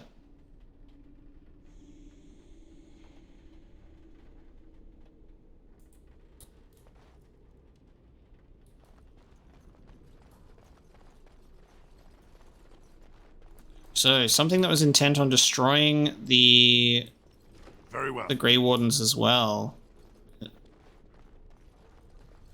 Pandora's box was unleashed here. So they were experiencing the nightmares and undead stuff way back when too. So this is not a new thing. The Archivist. Shall be done.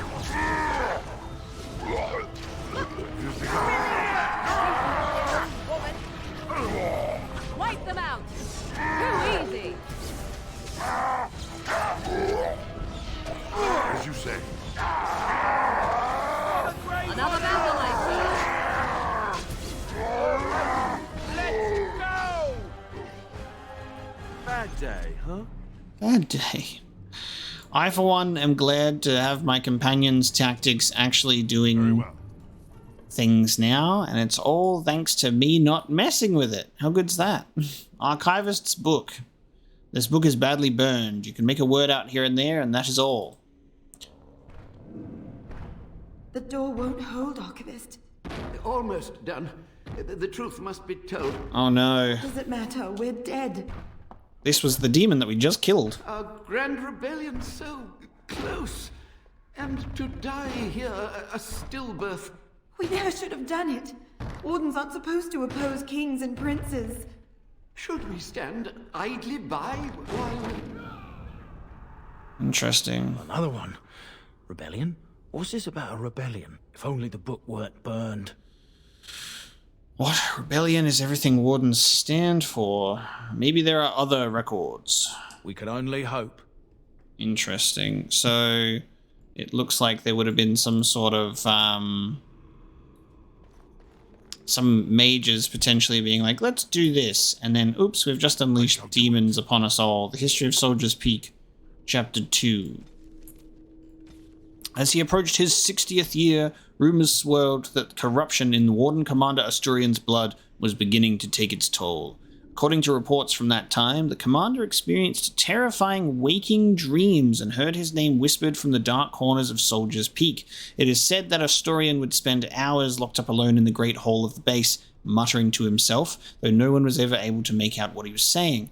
Many also believed that Asturian began in secret to draw up plans to expand his fortress, adding to it hidden passages and alcoves, all to protect himself from the shadows that pursued him. No one knows whether Asturian was able to complete his project, for his deterioration had become obvious to anyone who spent any amount of time with him. He was quickly replaced by Warden Commander Frieda Howlick. Asturian was taken to Orzammar, where he submitted to the calling, the last rite of the Grey Wardens, and went to his death with honor. Interesting.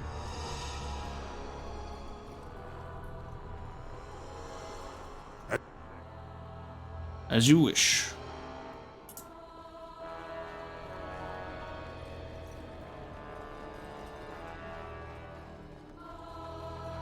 Oh my god, what the fuck? Make them pay for every inch, men! Hold the flank! Avert!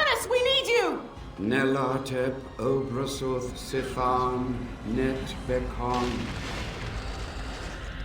Shit. Okay. Andraste's blood! What? More Avernus! Whatever it takes! Oh, wow. A Benfotos Fictos. Press them! Press them now! She resorted to demon. No! I command you, fight the king's men! Fool. So much death, suffering, and oh yes, blood. The veil is torn now. Your soul is mine, Avernus. Acolytes, retreat now! The battle is lost! They fucked around and found out. Avernus! They fucked around and found out. Oh no, more fighting. They fucked around and found out. A rage demon. Dead wardens. Quickly, we must fight!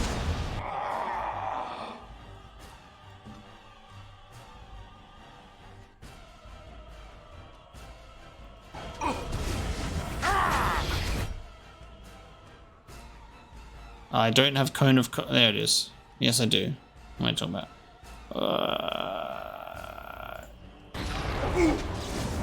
Nice. I feel like there's a spell combination here because it's frozen. Wynn has Stone Fist, shattering those that have been petrified or frozen solid. No, you don't! Use Stone Fist. Okay, I don't think it didn't shatter it, but that would have been cool if it did. Oh, they're fucking healing it. Of course they are. Stop healing him.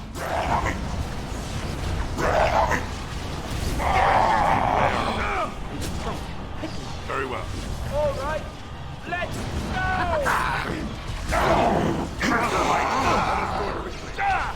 We must gain the advantage. Another battle, I see. I shall do it.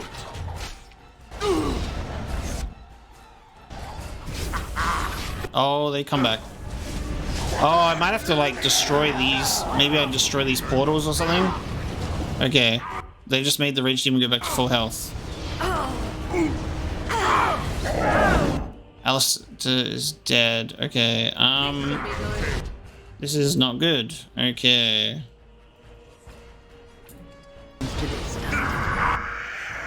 Where's Alistair at? There he is, poor soul. Get him up.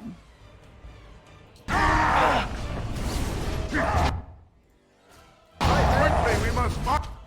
I am your death. Oh man.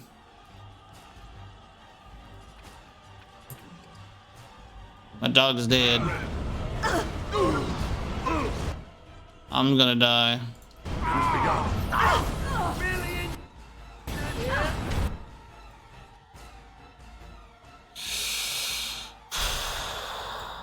This is not good.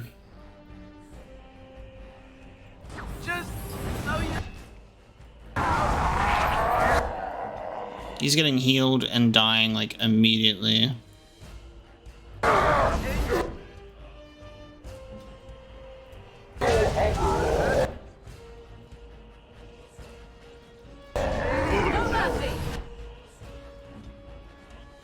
You need to get out of here. You need to stop being attacked by the fucking demon.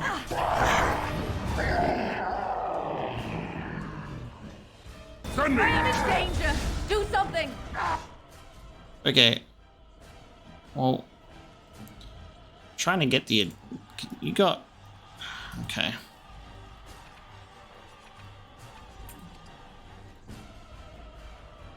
Yes, order.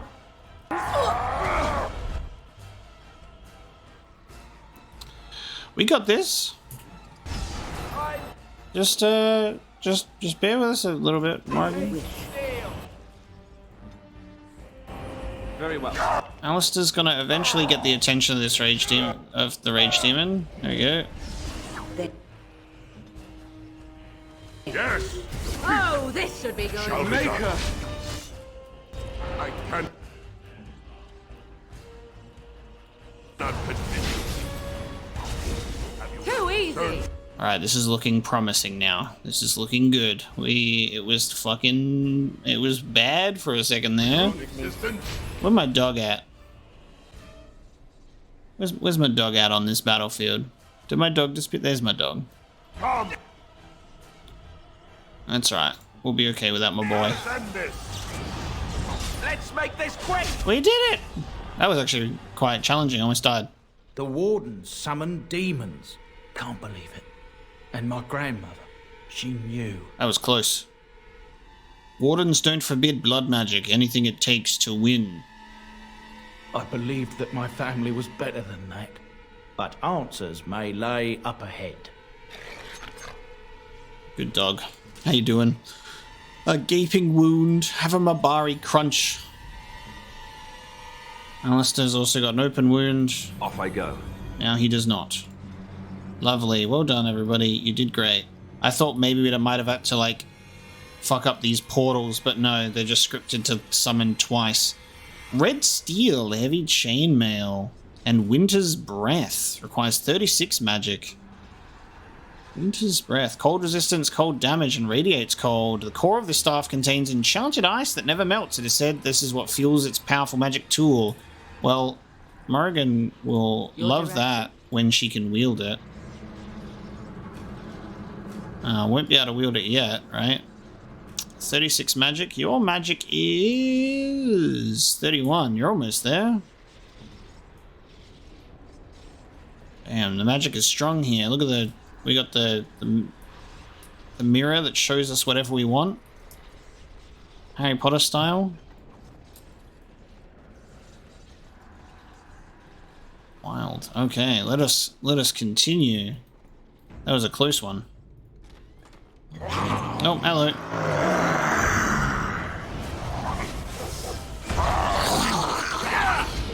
Alright, Morrigan, if you're gonna stand there, you need to get out of here, because otherwise you're gonna do like cone of cold on everybody. So you need to chill. See, I knew you were gonna do it. Fight for honor. Run while you can. At the beginning of a fight, you need to position Morrigan in a position where she won't cast Cone of Cold out of a doorway and just get everybody. I suppose. Ah yes, Raspberry Jam. Just what I always wanted. The History of Soldiers Peak, Chapter 3, associated with Raspberry Jam. After Asturion's death, the rumors and theories became increasingly outlandish. One of the more ridiculous rumors told of Asturion's infatuation with an elven princess of lore, whom he was trying to resurrect in a secret ritual chamber through the use of blood magic and the princess's favorite food, raspberry jam.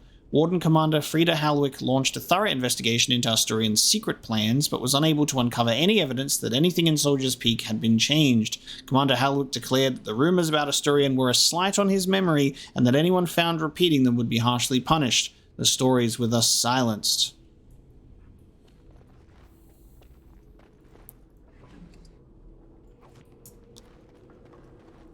We have a magical barrier of some kind.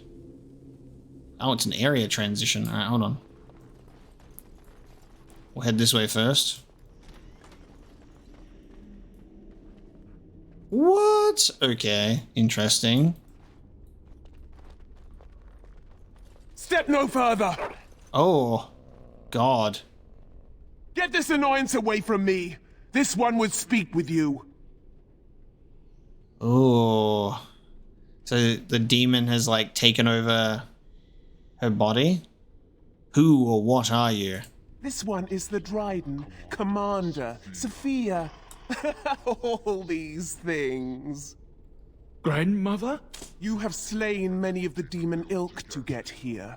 This one would propose a deal.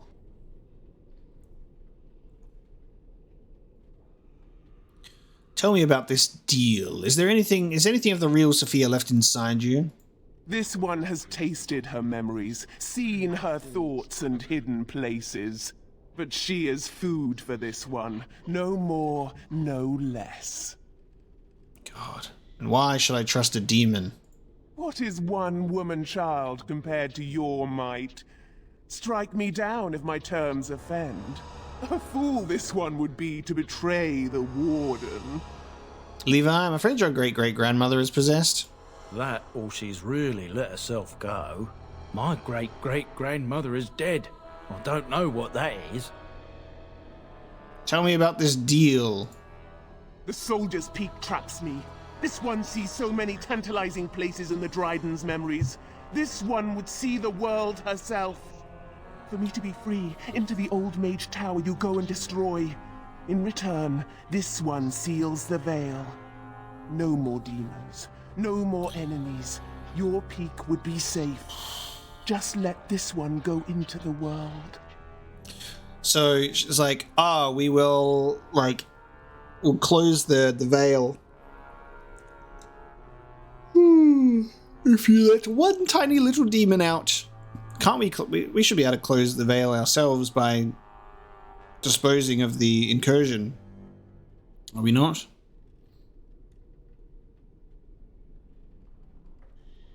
I'm here on behalf of Levi. Tell me about Sophia Dryden. This one knows all, but will only talk after the tower lies broken. Interesting. What am I destroying?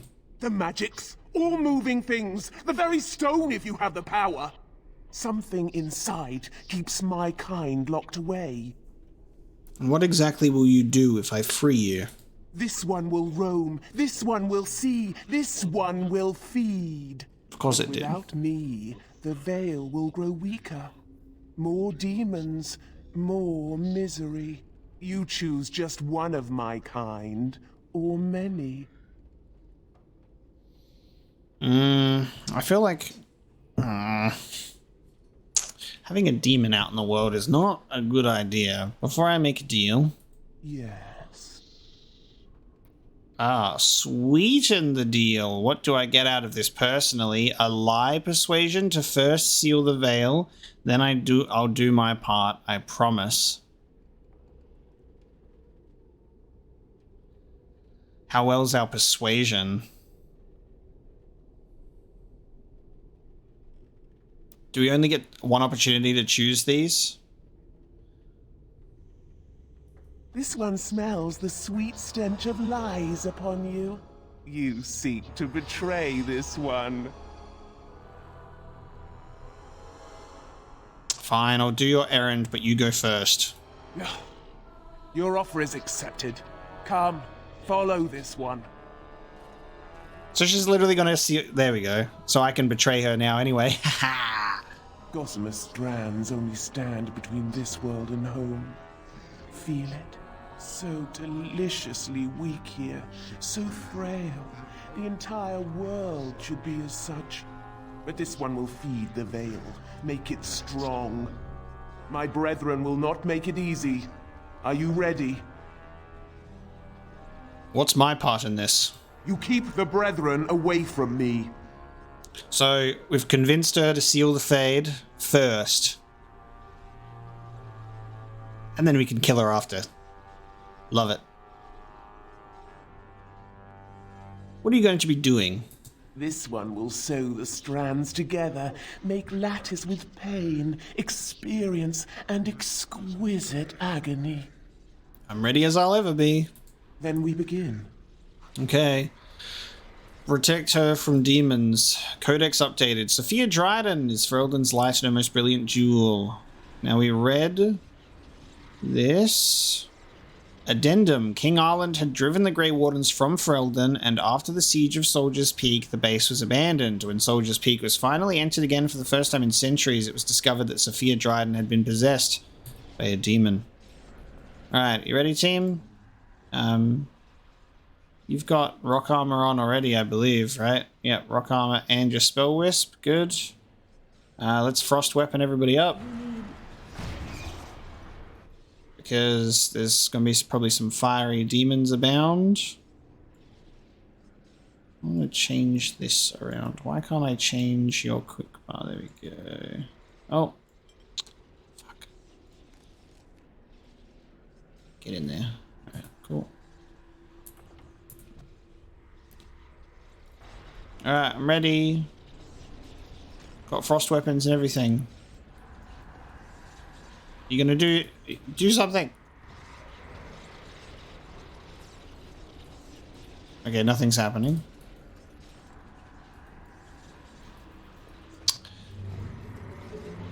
Nothing's happening? Hello? Alright, what if I just leave? Why is nothing happening?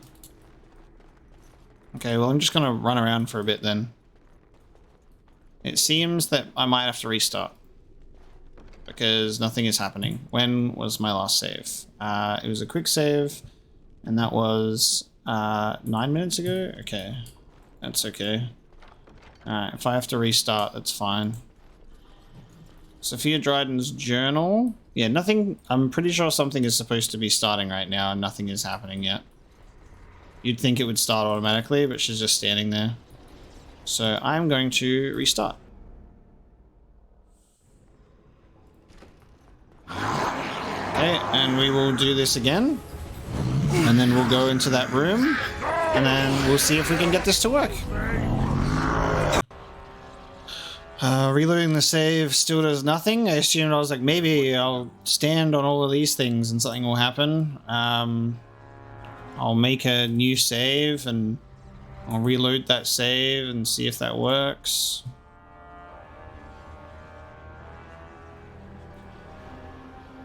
Okay, that doesn't work. She just stands there. She's supposed to be... She's obviously supposed to be doing something.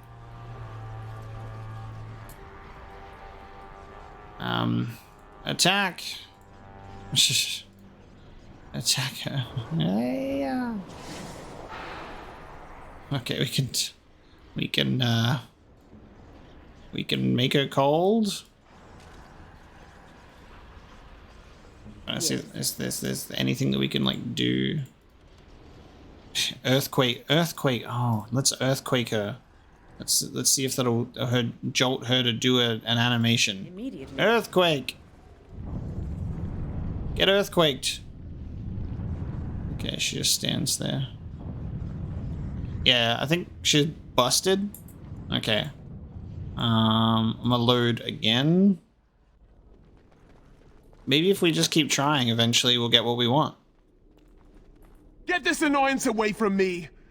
Like, maybe we just have to be persistent. My great... But she is a fool. No more demons. No... Something inside. You choose just one of mine.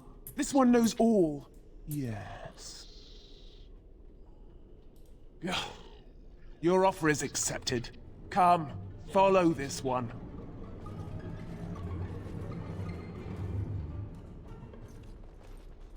Gossamer strands only stand between this world and home. Feel it? What I might do My is... brethren will not make it easy. Are you ready? She's clearly walking to a location. So maybe if I just quickly, when we exit dialogue, I'll save, then we can like exit the game and reload. It might just like pop up with what we need. You keep the brethren away from me. I think it just seems like it's like a scripting issue. Like she's not doing what she's supposed to do. Sew the strands together, then we... Yeah, so she's walking to a location. So if I like save here, it might like trigger.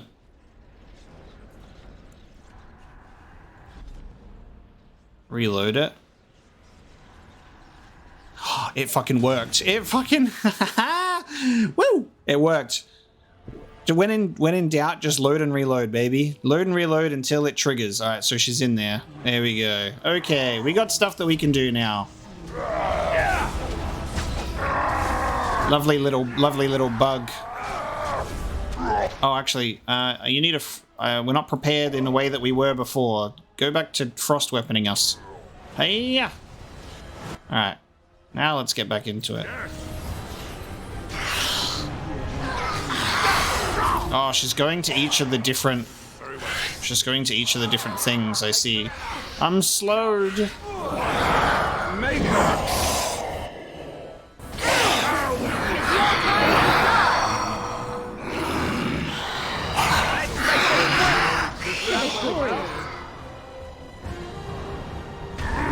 Ash Wraith. Oh my god. There's some shit in here I ain't never even heard of before.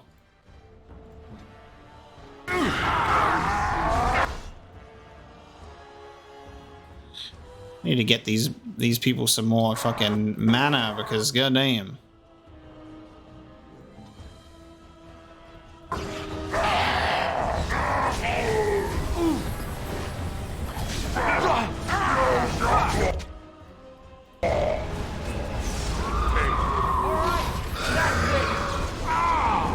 Whirlwind. Immediately. Alright, how we doing? We got one. Oh no, not the Desire Demon! Oh my god. Of course there's a fucking Desire Demon. Oh shit, dude. I need to have this be a tactic at this point with Delirium Potion, because goddamn.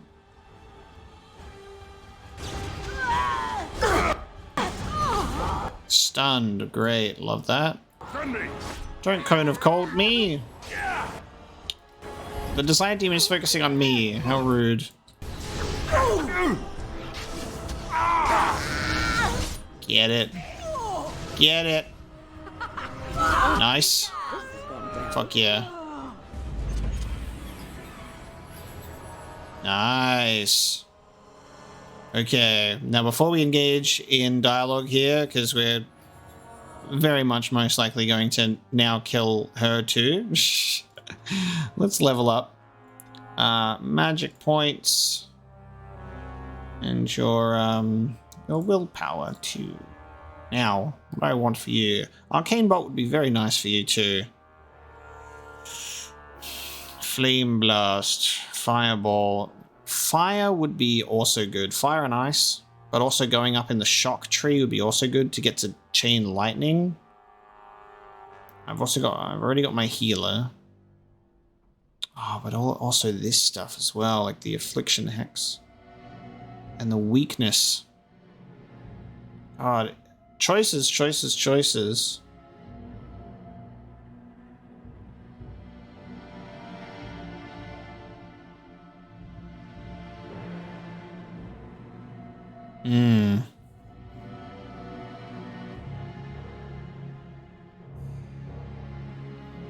I feel like Morrigan should also have rock armor. That's the problem with like when mage's abilities are just so fucking good. You're just like, I feel like you need all of them. Might start getting glyphs. I might start going for glyphs for Morrigan. Okay. Everybody good? We can save now that that's done. So we got the... we got Sophia to close the gap in the veil. And now we can deal with her. And then no demons in the world from here. And it is done. Your veil is strong. Now you go and do this one's bidding. No more demons will come through. If they are invited, they will come. But they cannot sneak through like the thief at night. You rejoice. This one laments. Head to the tower then. Yes, go. Ah, am I not able to go for a betrayal here? Destroy all of Sophia's enemies in the tower. The demon possessing Sophia Dryden has mended the rip in the veil between Soldier's Peak and the Fade. In exchange for this service, you agreed to kill all of her enemies in the nearby tower. Can we not, like, could we engage in combat if we wanted to? Like, could we just attack her? No, not seen as a... Oh shit, I didn't mean to do that. Sorry, Win.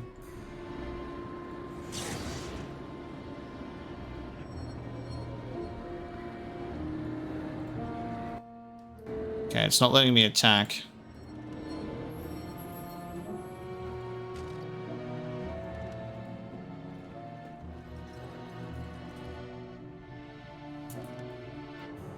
It's a shame. I feel like there should, like, because she saw through our lies, there should still be an option, just be like, I will engage you in combat. Enough! Destroy the tower! Okay, then. So now we go through that was blocked before. Okay. Alright. Alright.